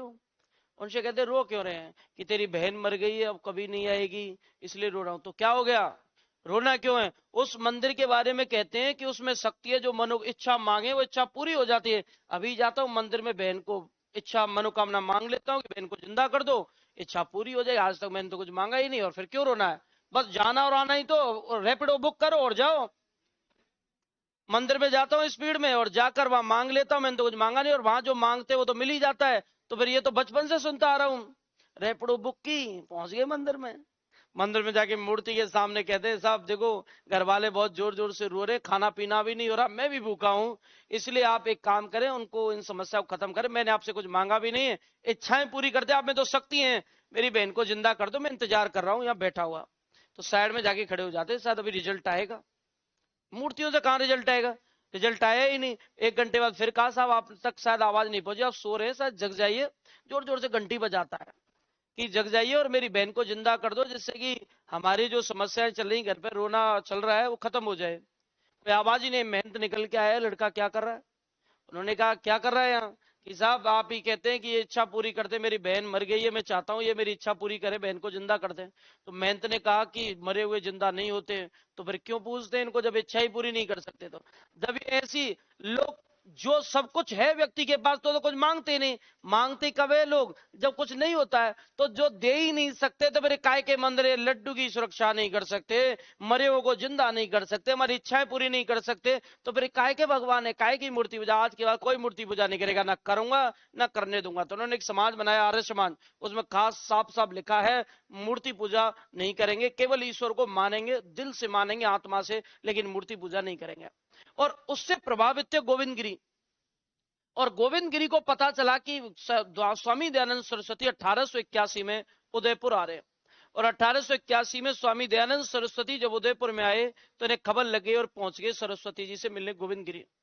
और यहां इनकी मुलाकात हुई है। तो मुलाकात के बाद स्वामी दयानंद सरस्वती ने कहा गोविंद गिरी, मैं आपके माइंड से, मस्तिष्क के चिंतन से भली भांति परिचित हूं, मैं आपके मस्तिष्क के तेज को देखकर बता सकता हूं कि आप में नॉलेज की कमी नहीं है, आपको गाइडेंस सही नहीं है, बस आप बहुत कुछ करना चाहते हैं लेकिन लोगों का साथ आपके साथ नहीं है। मैं चाहता हूं और मेरा यह आदेश है कि मैं आपको सपोर्ट करूं, लेकिन आप मेरा आदेश के अकॉर्डिंग काम करें। आप इस पूरे आदिवासी इलाके में, डूंगरपुर, बांसवाड़ा, गुजरात में, आप लोगों में जो आदिवासी इलाके में जो पिछड़ापन है, धार्मिक ले लो, सामाजिक ले लो, उस उत्थान का काम करें, उनको डेवलप करने का काम करें, ये मेरा आदेश। और आप बढ़ चढ़कर काम करें, आपको मदद चाहिए तो मैं करूंगा, लेकिन आप इस क्षेत्र को और ज्यादा आगे लाने की कोशिश करें, आदिवासी इलाके को, ये आपकी जिम्मेदारी है। और आप में वो क्वालिटी है, योग्यता है, एबिलिटी है, और ये मैं पहचान सकता हूं आपके माथे की तेज को देखकर। तो जब ये कहा गया तो ये बता दे, उस समय उन्होंने स्वामी दयानंद सरस्वती को प्रॉमिस कर दिया कि मैं इस क्षेत्र के उद्धार में काम करूंगा। इस दौरान इन्होंने इस क्षेत्र में धार्मिक पिछड़ापन जो हो चुका था हिंदू धर्म में, जो ये कह सकते रुचि कम हुई थी, उसको वापस लाने के लिए उन्होंने कहा कि मांस मदिरा का सेवन नहीं करेंगे, ईश्वर सृष्टिकर्ता उस पर अंतिम सांस तक विश्वास रखेंगे, और धर्म में आपको सबसे ज्यादा अगाध विश्वास रखना है, ईश्वर के बिना तुम्हारा कोई कुछ नहीं बिगाड़ सकता। इन्हें मोटिवेट करते, और इस दौरान इनके द्वारा एक सभा बनाई गई, संस्था बनाई गई थी, संप सभा। गोविंद गिरी ने एक संस्था बनाई थी, संप सभा। इसमें जो संप शब्द है ना, सभा तो है ही भाई, संप सभा जो है उनमें संप जो शब्द है वो राजस्थानी भाषा का शब्द है। संप जो शब्द है वो राजस्थानी भाषा का शब्द है, और संप का हिंदी अर्थ होता है संयुक्तता। संयुक्तता जानते हो आप, एकजुट होना। बंधुत्व है, बंधुत्व मतलब भाईचारा, और प्रेम, एकता, और ये इसका अर्थ है संयुक्तता, बंधुत्व और प्रेम, भाईचारा। और इस समसभा की स्थापना इन्होंने 1883 में की है। सबसे बड़ी बात क्या है, पहले क्वेश्चन केवल इतना आता था कि बताइए गोविंद गिरी ने समसभा की स्थापना कब की, या समसभा की स्थापना किसके द्वारा की गई। आजकल क्या लेटेस्ट पैटर्न में आ रहा है कि समसभा कब बनाई गई, लेकिन 1883 ऑप्शन में नहीं आता आजकल कि समसभा की स्थापना। कई सालों से हम पढ़ते आ रहे हैं समसभा 1883 में बनाई गई, लेकिन अब तो ये पैटर्न है कि 1883 ऑप्शन में नहीं, समसभा तो है 1883 ऑप्शन में नहीं है। तो इसका दूसरा सेकंड आंसर है 1905। रीजन क्या है, ये गोपीनाथ शर्मा कहता 1883 में स्थापना हुई है, और जब ये नहीं होता है तो आरपी व्यास ने कहा है कि इसकी स्थापना 1905 में हुई है। और इस संस्था का नाम क्या है भाई, अब मुझे बताइए, संप सभा किसके कहने पर बनाई है इन्होंने, गोविंद गिरी। और इस संप सभा जो थी, इस संप सभा के इन्होंने गांव गांव शाखाएं खोली थी, ब्रांचें खोली थी गांव गांव। और इन गांव गांव शाखा खोलने के दौरान इन्होंने बहिष्कार, स्वदेशी, जो सरस्वती का ध्येय था, स्वराज्य, स्वराष्ट्र, स्वभाषा, स्वदेशी, उन्होंने कहा था कि अच्छे से अच्छे विदेशी शासन से अच्छा, बुरे से बुरे स्वदेशी शासन में रहें। हम अपना बुरा करेंगे तो आने वाले टाइम में अच्छा भी तो हम ही करेंगे, इसलिए आपको सीखना होता है। और इसलिए उन्होंने स्वदेशी बहिष्कार और इनका नारा लगाकर जनता को मोटिवेट किया था, और तभी इनके विघ्न आना स्टार्ट कर देते हैं। और विघ्न क्या है, वो सरकार इन पर बताते लगाम लगाने में कोशिश कर जाती है। तो यहां बात आती है, हम किसके इर्द गिर्द घूमेंगे पूरी तरह से? गोविंदगिरी। जन्म कब हुआ है भाई? कौन सा गांव है? जाति कौन सी है? गुरुजी कौन है? गीत कौन सा गाया है? नी मानू रे बुरेटिया। इनके सहयोगी कितने लोग हैं? 3। पहला कौन है? सुरजी भगत, सुरमा भगत, पूंजा देजिया पूंजिया। और इन्होंने मुलाकात सरस्वती जी से कहां की है? कौन सी संस्था बनाई है? कौन सी भाषा का शब्द है? इसका अर्थ क्या है? संयुक्तता, बंधुत्व, प्रेम। इसकी स्थापना कब हुई है? कौन कहता है भाई? और आरपी व्यास के अनुसार कब हुई है? आजकल ऑप्शन में क्या नहीं आ रहा है? 1883। इसलिए आंसर क्या माना जाएगा? 1905। अब मेरे साथ बनाओ। डिफरेंस इसलिए अपने मत दिए, जैसे शोध करते हैं तो शोध सबने पीएचडी करते हैं तो उसमें अपने शोध देते हैं। उसका रीजन ये पहले से ही 1903 में इनका पहला अधिवेशन हुआ था। ये गोपीनाथ शर्मा कहता है पहला अधिवेशन, पहली मीटिंग हुई थी, लेकिन आरपी व्यास कहता है मीटिंग थी नहीं। 1905 में तो संस्था बनी थी कि उस समय ये गुजरात की सीमा में भटक रहे थे, बनाया ही रिटर्न आने के बाद है गुजरात की। जबकि एक व्यक्ति है बीके वशिष्ठ, वो कहता सब सभा नाम की कोई संस्था ही नहीं थी, ऐसा तो कुछ मामला ही नहीं था, ऐसे मनगढ़ंत कहानी है। तो कुछ लोग तो ये भी कहते हैं है ही नहीं संस्था। तो देखिए गोविंद गिरी जो है,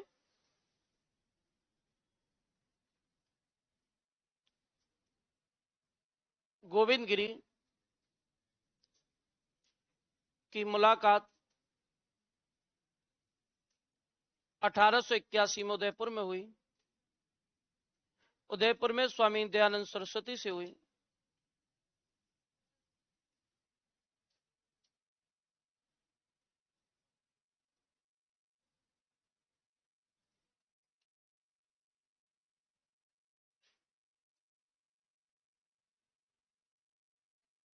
उदयपुर में स्वामी दयानंद सरस्वती से हुई थी। बात को समझना।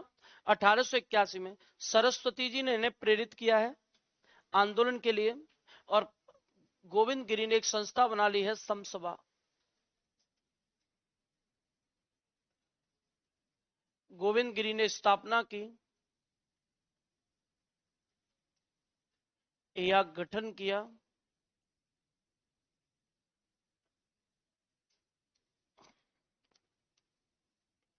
तो संस्था बनाई गई समसभा।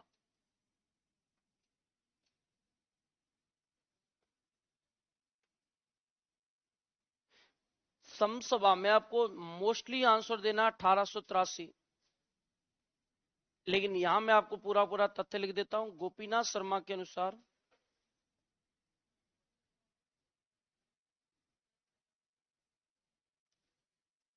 स्थापना समय एक तो 1883, एक है 1905। 1883 के अनुसार गोपीनाथ शर्मा ने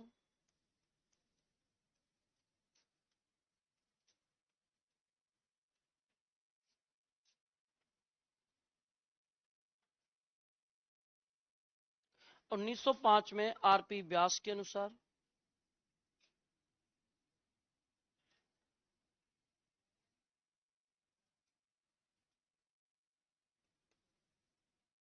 आरपी व्यास के अनुसार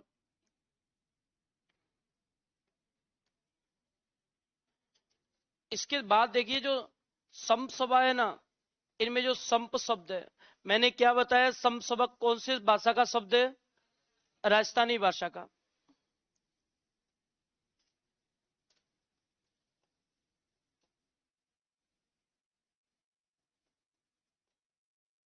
ये राजस्थानी भाषा का शब्द है। इसका अर्थ होता है संयुक्तता।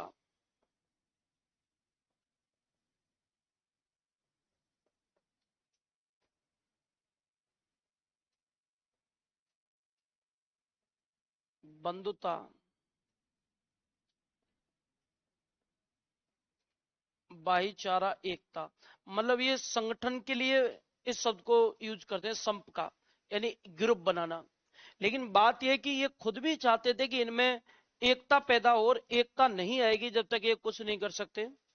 इसके बारे में आपको यह भी ध्यान रखना है कि इसका प्रथम अधिवेशन, मान लो आपसे पूछा जाता है बताइए सम सभा की पहली मीटिंग, भाई अधिवेशन तो आप समझ जाओगे, अधिवेशन मतलब क्या होता है, मीटिंग।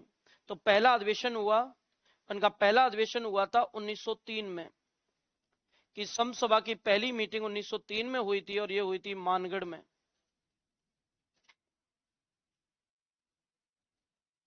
मानगढ़ बांसवाड़ा में इनकी पहली मीटिंग हुई है, कि मानगढ़ बांसवाड़ा में इनका पहला सभा हुई है, मीटिंग हुई है, ये फर्स्ट बात है।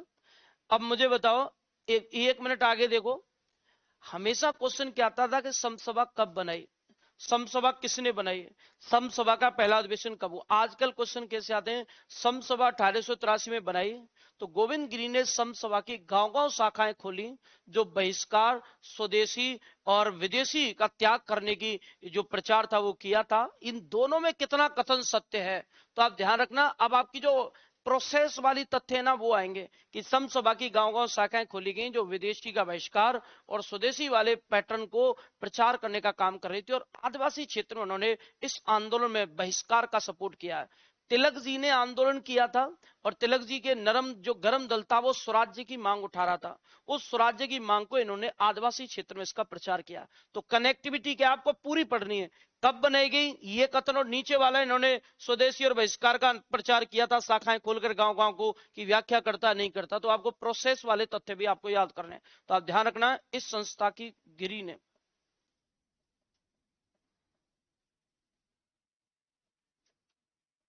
इस संस्था की गिरी ने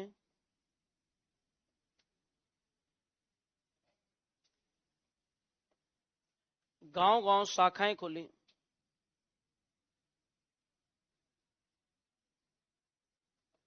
गांव गांव शाखाएं खोली,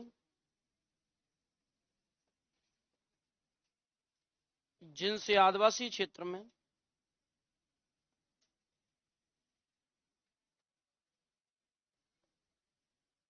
जिनसे आदिवासी क्षेत्र में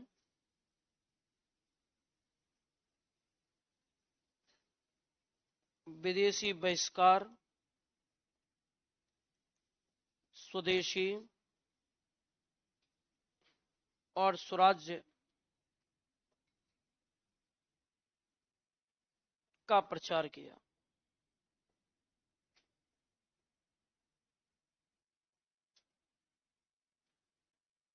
इसमें गांधी जी का महत्व नहीं था भारत में, इसमें गांधी जी का महत्व हुआ तिलक जी की मृत्यु के बाद, नहीं तो पहले हीरो तिलक जी थे।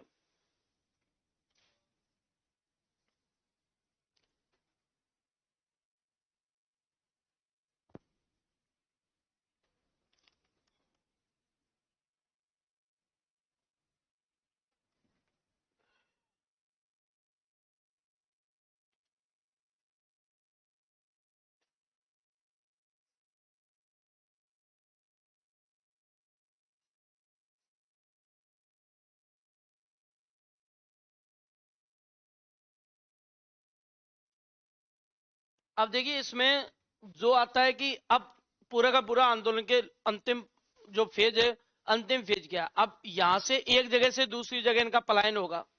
अब ये पूछा जाता है कि भगत आंदोलन के दौरान गोविंद गिरी ने अपना टारगेट हेड ऑफिस, हेडक्वार्टर कहां बनाया था, इनका हेडक्वार्टर कहां था, जहां से ये नीतियों को, प्लानिंग को, जनता को मोटिवेट करने का काम करते। यदि गोविंद गिरी से किसी को मिलना है तो गोविंद गिरी कहां मिलेंगे, इनका ऑफिस कहां था, हेड ऑफिस कहां था, मतलब इनके हेड ऑफिस को नाम देते हैं धूणी। धूणी जहां धार्मिक हवन कुंड चलते ही रहते थे, किसी को धार्मिक मसले सोल्व करने हैं, किसी की कोई समस्या है, तो आप गोविंद गिरी से मिलने के लिए उनकी धूणी में आइए, जहां धार्मिक आराधना चलती रहती थी। क्योंकि ये वेदों को मानते थे और वेदों में यज्ञों का बड़ा महत्व माना गया है, बिना वेदों यज्ञों के आप ईश्वर को खुश नहीं कर सकते, तो हवन कुंड चलते रहते थे, इसलिए धूणी कहते हैं। तो अब पूछा जाता है बताइए गोविंद गिरी का भगत आंदोलन के दौरान हेडक्वार्टर कहां था, तो इनका हेडक्वार्टर को इनके कहते हैं धूणी। तो इनके द्वारा धूणी का स्थापित की गई। इनकी पंचायत कौन सी है, देखो यहां कौन सी है पंचायत। व्यक्ति जब भी कोई नया काम करता है आपके अपने घर के आसपास ही करता है, अपने एरिया में करता है, जिससे कनेक्टिविटी जल्दी हो जाए, इसलिए इन्होंने अपनी धूणी, अपना हेडक्वार्टर बेड़सा गांव में स्थापित किया है। लेकिन अब बेड़सा गांव में स्थापित किया तो इनके बारे में बताते हैं, इनके पीछे डूंगरपुर की, डूंगरपुर की सेना, कुशलगढ़ की सेना, बांसवाड़ा का राजा, मेवाड़ का राजा, ईडर का राजा, सूत का राजा इनके पीछे पड़ गए। इन्होंने क्या किया, डूंगरपुर के राजा ने इन्हें बहुत ज्यादा आतंकित किया और डूंगरपुर के राजा को लगा कि जो लोग मेरी तरफ आने चाहिए मदद मांगने, वो लोग मुझे छोड़कर गोविंदगिरी के पास जा रहे। मतलब गोविंदगिरी जब तक रहेगा मेरा प्रभाव खत्म है, तो गोविंदगिरी का कोई ट्रीटमेंट करना होगा यदि राजा को अस्तित्व में रहना है, नहीं तो ये मेरा अस्तित्व तो खा जाएगा। जनता राजा राजा का नाम लेती थी, वो गोविंदगिरी गोविंदगिरी का नाम ले रही है। डूंगरपुर के राजा ने इन पर अत्याचार करना स्टार्ट किया, इनके कामों में विद्र डालना स्टार्ट किया। इस व्यक्ति ने डूंगरपुर छोड़ दिया और डूंगरपुर छोड़कर ये 1908 में निकल गए यहां से। और 1908 में डूंगरपुर छोड़कर एक जगह है सूत और ईडर गुजरात में, ये यहां पलायन करने लगे और चुपचाप यहां रहने लगे और यहां चुपचाप रहकर एक कृषि का कार्य करने लगे, खेतीबाड़ी करने लगे। खेतीबाड़ी करने लगे तो जो व्यक्ति में एबिलिटी है, जो व्यक्ति की योग्यता है, वो कहीं ना कहीं तो निकल के आएगी। खेतीबाड़ी करते करते गीत गाने गाने लग गए, तो किसान इंटरेस्ट रखने लगे आसपास के और वो उनसे मिलने लगे इंटरेस्ट के कारण। और जब मिलने लगे तो ये बताते हैं कि वो खेतों में ही बैठकर हल चलाते चलाते उपदेश देने लगे, तो वो लोग वहां किसानों की संख्या बढ़ गई, खेतों में आश्रम बन गया। तो बड़ा खतरनाक आदमी है। अब सूत और ईडर की जो सरकार थी, राजा थे, वो टेंशन में आ गए, तो खेतों में आश्रम बना रहा है, तो वो भी इनके विरोधी हो गए। और तभी बताते हैं इन्होंने 1910 में पालपट्टा के ठाकुर के खिलाफ इन्होंने आंदोलन छेड़ दिया और पालपट्टा के ठाकुर ने इनके सामने सरेंडर कर दिया। इनका मोटिवेशन इतना बड़ा, 1911 में थैला उठा के वापस डूंगरपुर आ गए 1911 में। और डूंगरपुर में एक पंथ की स्थापना कर दी, भगत पंथ की। और भगत पंथ की स्थापना करके इसकी गांव गांव ब्रांचें खोल दी और ब्रांचों पर एक मुखिया बैठा दिया, जिस मुखिया का नाम था कोतवाल। तो ये आज अब की बार आरपीएससी फर्स्ट ग्रेड में पूछा गया कि भगत पंथ की जो शाखाएं खोली थी उनके मुखियाओं को क्या कहते थे, कोतवाल। तो भगत आंदोलन के दौरान भगत पंथ की शाखाएं जो गांव गांव खोली थी उनके मुखिया को क्या कहते थे, कोतवाल। इनका मकसद है आदिवासी क्षेत्र में धार्मिक भावना जागृत करना, ईश्वर के प्रति कनेक्टिविटी बढ़ाना, लोगों को मादक पदार्थ, मावड़ी, शराब, मांस, इन चीजों से दूरी बढ़ाना। मुद्दा यह हुआ कि जो सरकार मावड़ी के ठेके खोलकर कमा रही थी, उनके धंधे ठप हो गए, क्योंकि इन्होंने गोविंदगिरी से इंप्रेस होकर शराब पीना ही छोड़ दिया, मावड़ी पीना ही छोड़ दिया, मावड़ी की तरफ देखते भी नहीं थे। बाद में धंधा किसका ठप हो गया, सरकार का धंधा ठप। ठेके वाले सीधे सरकार को पत्र लिख दें, साहब धंधा ही ठप कर दिया, गोविंदगिरी का कुछ करो नहीं तो हम कंगाल हो जाएंगे। अब हर चीज, गुजरात के लोग और राजस्थान में, दक्षिणी राजस्थान के लोग, केवल राजा जो है वो एक ही व्यक्ति से पीड़ित थे, वो थे गोविंदगिरी। इसका कलेश काटो नहीं तो ये हमारा कलेश काट देगा। क्योंकि जो लोग इसे ईश्वर का दर्जा देने लगे कि यही है जो है, अब तो राजा वाजा कुछ नहीं है, इनका एक इशारा मिलता सारे लोग एक ही साइड में चल देते बहुत बड़ी संख्या में। और लगने लगा सरकार को ये अलग भीलों का एक राज्य बनाने की फिराक में है, भीलों की एक अलग सेना और अलग राज्य बनाएगा, जिससे अंग्रेजों को युद्ध करना पड़ेगा आने वाले टाइम में, इसलिए इसका दमन करो, इसलिए इसके पीछे पड़ गए। तो इनका हेडक्वार्टर कहां बनेगा बताओ, बीड़सा। हेडक्वार्टर कहां बनेगा, 1908 में जब ज्यादा परेशान हुए तो कहां चले गए ये, सूत और ईडर चले। क्या करने लगे वहां, 1910 में कहां के ठाकुर के खिलाफ आंदोलन किया, पालपट्टा। 1911 में रिटर्न आए, डूंगरपुर को कौन सा पंथ बना दिया है, भगत पंथ की। इस गांव में शाखाएं खोली, इनके मुखिया क्या कहलाए, क्या काम होता है इन कोतवालों का, कोतवालों का काम कोतवाली होता है। आपको दी एंड करना आना चाहिए किसी भी बात का, किसी भी बात का एंड कर सकते हैं। देखो अब यहां बनाएंगे, इनको पहले तो भेज दो। देखो इन्होंने 1908 में गोविंदगिरी ने अपनी धूणी समझ गए क्या होती है धूणी, वही ने धूणी या केंद्र, हाँ धूणिया केंद्र स्थापित किया है बीड़सा में।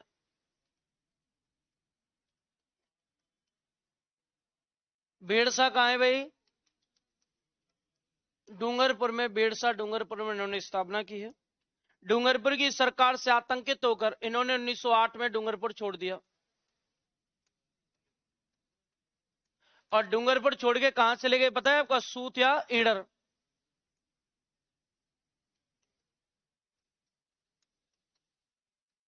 डूंगरपुर छोड़कर सूत वे ईडर चले गए। ये दोनों जगह गुजरात में।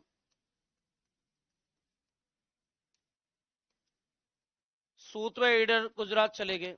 एक बात ये याद रखना, वहां ये रहकर क्या करने लगे थे? कृषि कार्य करने लगे। यहां गोविंदगिरी,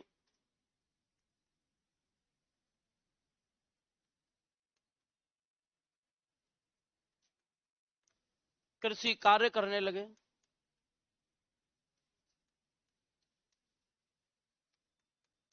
और एक ये क्वेश्चन पूछा गया है पेपर में कि इन्होंने 1910 में गोविंदगिरी ने पाल पट्टा के ठाकुर के खिलाफ आंदोलन किया। गोविंदगिरी ने 1910 में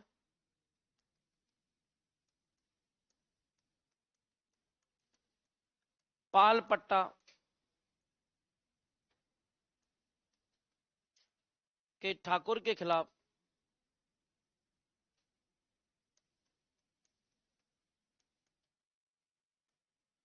पाल पट्टा के ठाकुर के खिलाफ आंदोलन किया और सामंत को ठाकुर को समझौता करना पड़ा।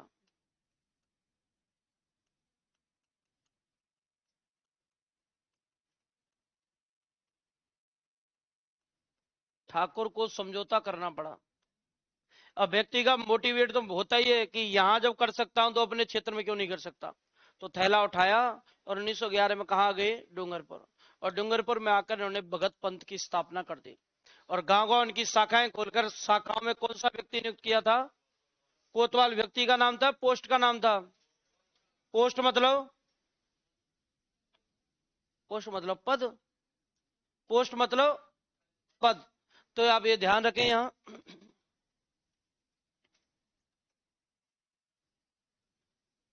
1911 में गोविंदगिरी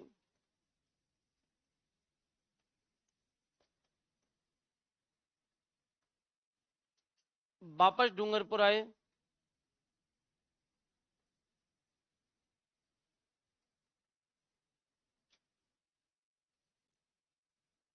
उन्नीस सौ 11 में गोविंदगिरी वापस कहाँ आ गए हैं? डूंगरपुर आ गए हैं। और गोविंदगिरी ने 1911 में की स्थापना की है भगत पंथ की।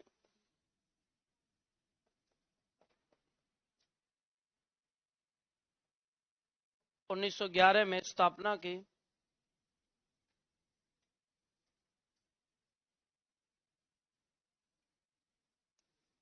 भगत पंथ की स्थापना की इन्होंने।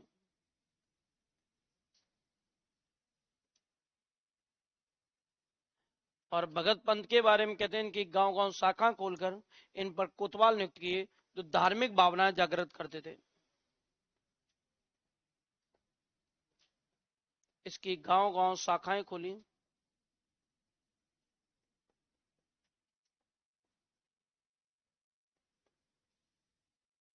जिन पर कोतवाल नियुक्त किए। अलग अलग कोतवाल नियुक्त किए और एक कोतवाल जो थे ये यहां धार्मिक भावना जागृत करने का काम कर रहे थे। डूंगरपुर की सरकार इसलिए, डूंगरपुर के राजा को एक प्रॉब्लम ये थी कि पूरी जनता गोविंदगिरी के चंगुल में आ चुकी है, उनका आदेश पर काम करती है। फिर राजा का क्या काम है यहाँ? जब आदेश गोविंदगिरी का चल रहा है राजा के होते हुए, तो राजा का क्या काम बचा है? राजा तो कुछ ही नहीं है, धरती पर बोझ है। इसलिए सबसे पहले इसको निपटाओ। और 3 दिन के लिए जेल में डालकर इतना मारा पीटा गया गोविंदगिरी को, जेल में ले गए, 3 दिन तक टॉर्चर किया। और 3 दिन में जब इन्हें छोड़ा नहीं तो 7,000 भीलों ने थाना घेर लिया डूंगरपुर का और राजा के घर में 2-3 ईंट फेंक दी। माहौल क्रिएट किया गया और जिसके कारण 3 दिन में डूंगरपुर के राजा को ये छोड़ना पड़ा इन्हें और कहा कि डूंगरपुर में आज के बाद आप ये नहीं रहेगा, गोविंदगिरी को रहने नहीं दिया जाएगा। और डूंगरपुर से इन्हें निकाल दिया। तो डूंगरपुर से जब इनको निकाला तो ये रोजंदा गांव में जाके रहने लगे। ईडर में गांव है रोजंदा गांव, गुजरात में वहां रहने लगे। लेकिन इन्होंने ठान लिया अब सरकार के खिलाफ बड़ा करना है। और अब बड़ा करने के लिए इन्होंने मानगढ़ पहाड़ी पर एक महासम्मेलन का आयोजन किया था। और मानगढ़ कांड आप सारे लोग जानते हैं। संप सभा का संबंध कौन से व्यक्ति से है? गोविंदगिरी से। और संप सभा कब बनाई गई है? 1900 या 1800 में? 1883 ऑप्शन में नहीं हो तो पहली मीटिंग कब बताई गई है? 1903 में। कहां बताई गई है? मानगढ़ पहाड़ी पे। कहां बताई गई है? मानगढ़। गोविंदगिरी की जाति कौन सी है? बंजारा। गांव कौन सा है? बेड़सा गांव, बांशिया गांव, बेड़सा पंचायत, डूंगरपुर में।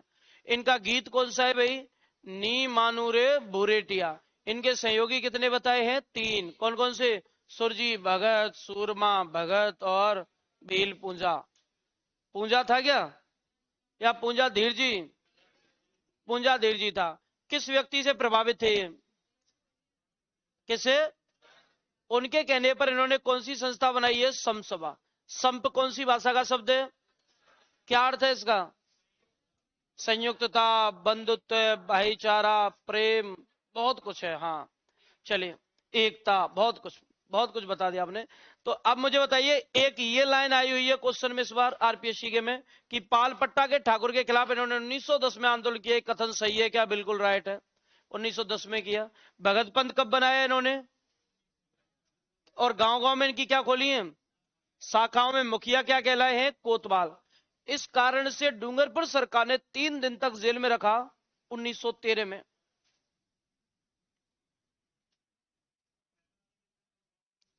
(1903 में उसके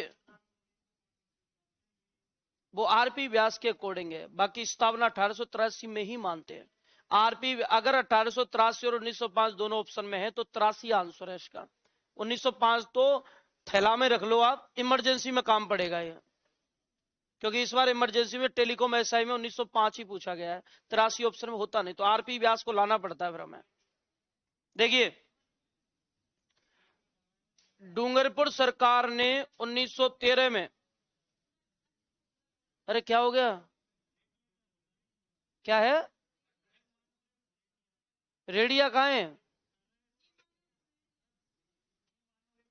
बुरेटिया वहां के लोगों को कहते हैं, भीलों को, कि किसी भी कीमत पे मानना नहीं है, अड़ जाओ मर जाओ कुछ भी कर लो लेकिन मानना नहीं है। नहीं मतलब अड़िंगता के लिए संबोधित किया भीलों को बुरेटिया। डूंगरपुर सरकार ने 1913 में 3 दिन तक गोविंदगिरी को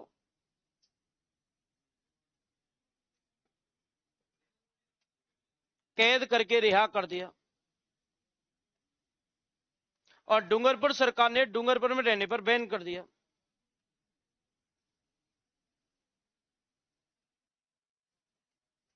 और डूंगरपुर में निवास या डूंगरपुर में रहने पर प्रतिबंध लगा दिया। अब देखो, कांड का समय आता है जिस कांड का आप इंतजार कर रहे हैं। अब ये रहने कहां लगे हैं? ये रोजंदा गांव है ईडर में, वो वहां रहने लगे गोविंदगिरी। जब डूंगरपुर से ने निकाल दिया तो गोविंदगिरी रोजंदा गांव में रहने लगे।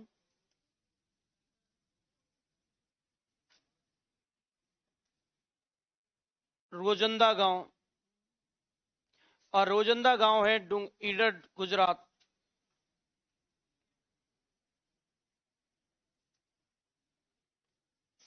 ईडर गुजरात में रहने लगे। और ये मान लो कि ये लास्ट तथ्य है इसका।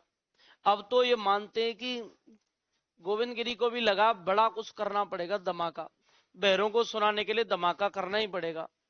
और इसलिए इन्होंने भीलों को कहा कि मेरा आदेश है, ईडर के हो, सूत के हो, गुजरात के हो, राजस्थान के हो, सभी भीलों को 1913 में 17 नवंबर को मानगढ़ पहाड़ी पर इकट्ठा होना है किसी भी कीमत पर।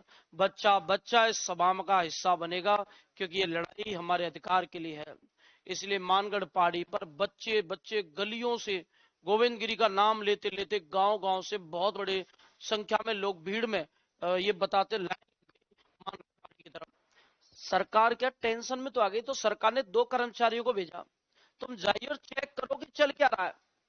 जब वो इन क्षेत्रों में आए, गांव ग्रामीण इलाके में, तो ग्रामीण इलाकों में इन्होंने एक सीन देखा कि लोग अपने अपने हथियारों के साथ, जो घर में हथियारों ने मिल रहा वो हथियार ले लेकर वो मानगढ़ पहाड़ी की तरफ जा रहे हैं और नारे लगाते जा रहे हैं गोविंदगिरी के नाम से। इसका मतलब वो अलग राज्य बना रहे हैं और अलग भीलों की सेना बनाने की प्लानिंग कर रहे हैं। अगर ऐसा हो गया तो आसपास के राज्य खतरे में है।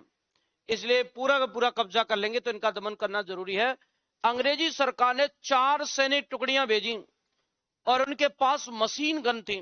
उनको अंग्रेजी सरकार ने आदेश दिया सैनिकों को, उन सैनिक टुकड़ियों को, यह आदेश है अंग्रेजों का, गोली ले जाओ जितनी चाहिए, जब तक गोलियां खत्म ना हो जाएं तब तक रुकना मत। इतनी अंधाधुंध गोलियां चलाएं, सामने कोई भी हो सभा में, जिंदा बचना नहीं चाहिए। जितना मार सकते हो उतने मारने, गोलियां खत्म होने के बाद ही रुकना, गोलियां खत्म होने तक रुकना नहीं है। तो इन्होंने बताते हैं कि इन्होंने भयंकर गोलियां बारी करवाई, जिनमें 1500 भील मानगढ़ पहाड़ी पर सभा के दौरान मारे गए। आप कहोगे सरकारी कर्मचारियों को इतना सीरियस क्यों नहीं लिया 1500 मारने के बाद, जबकि किसान आंदोलन में बहुत सीरियस लिया गया था। उसका रीजन यह है, राजस्थान सेवा संघ ने कहा है कि मानगढ़ कांड में मरने वाले 1500 थे, जबकि अंग्रेजी सरकार ने इसको गलत बताया है। अंग्रेजी रिपोर्ट के अकॉर्डिंग मरने वाले केवल 100 ही माने गए हैं, इसलिए उनको सीरियस नहीं लिया गया।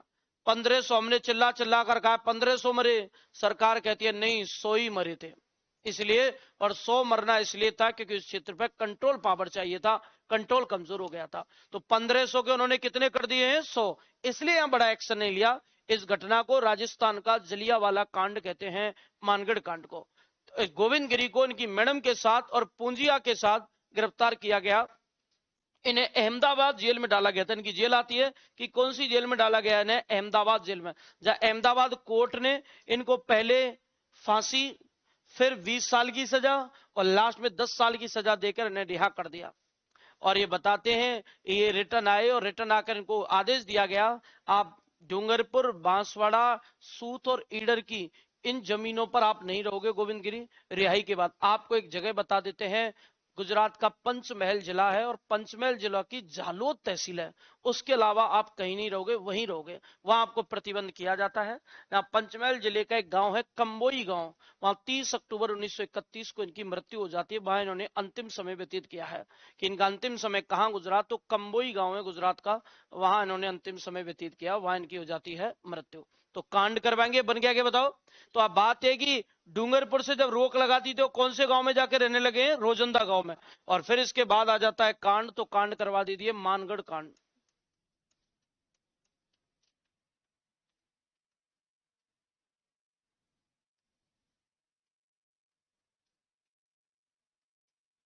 सत्रह नवंबर 1913।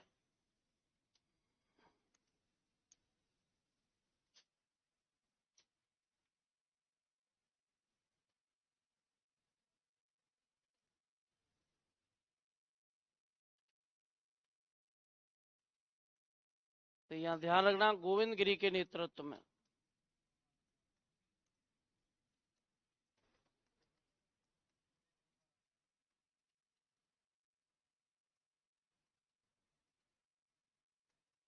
मानगढ़ पहाड़ी पर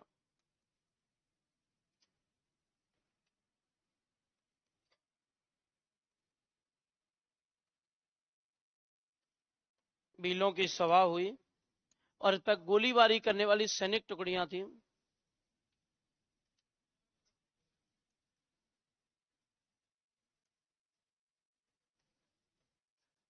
गोलीबारी करने वाली सैन्य टुकड़ी। अब ये टुकड़ियों के नाम में आपको ध्यान रखना है, कौन कौन सी सैनिक टुकड़ियां थी जिन्होंने गोलियां चलाई। तो ये देखिए, यहाँ एक तो आती है 104वीं बैलेजली बटालियन, एक टुकड़ी का नाम है 104वीं बैलेजली बटालियन।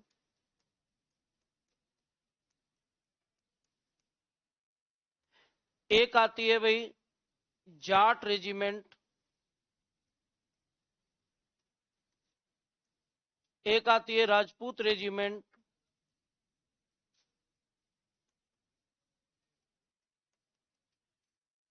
और एक आती है मेवाड़ व्हील कोर। एक है मेवाड़ व्हील कोर। इन्होंने गोलियां चलाई हैं। मरने वाले कितने थे यहाँ, 1500। कितने थे, 1500।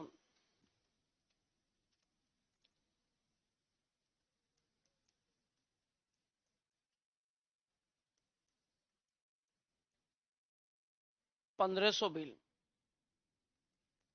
बताते हैं मानगढ़ कांड को।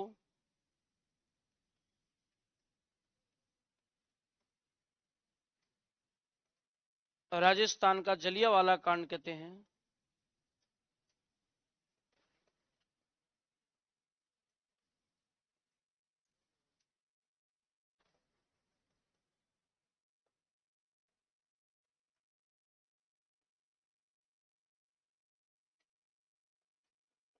गोविंद गिरी को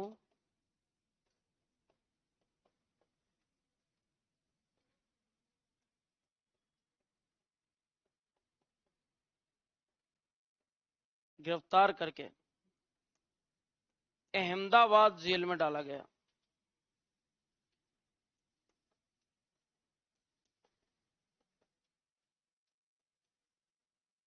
जिनको अहमदाबाद कोर्ट ने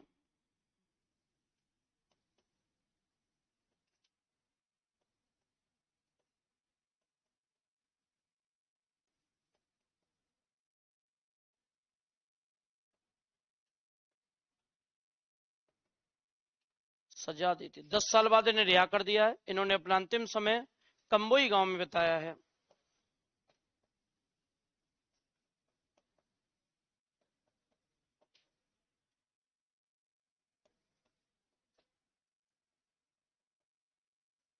अक्टूबर 1931 को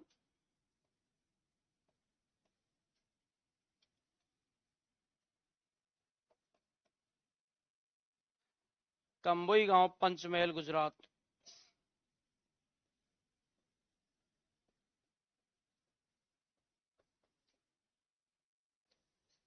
ये इनकी मृत्यु हो जाती है।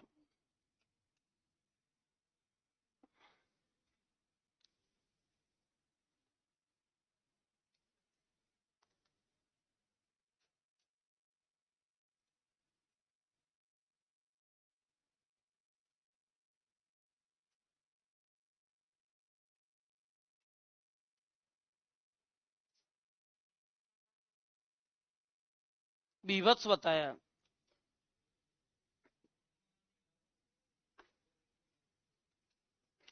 रियासत समाचार पत्र में तुलना की और गांधी जी ने बीभत्स बताया, जलियांवाला कांड नहीं कहा।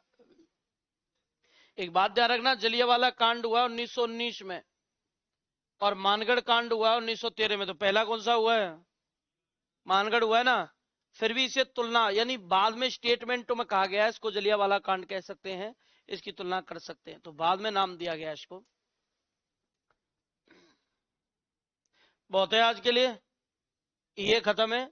कल इस टॉपिक को फिनिश करेंगे, पूरी तरह से खत्म हो जाएगा। उसके बाद बाकी के टॉपिक पढ़ेंगे, ठीक है? चलिए।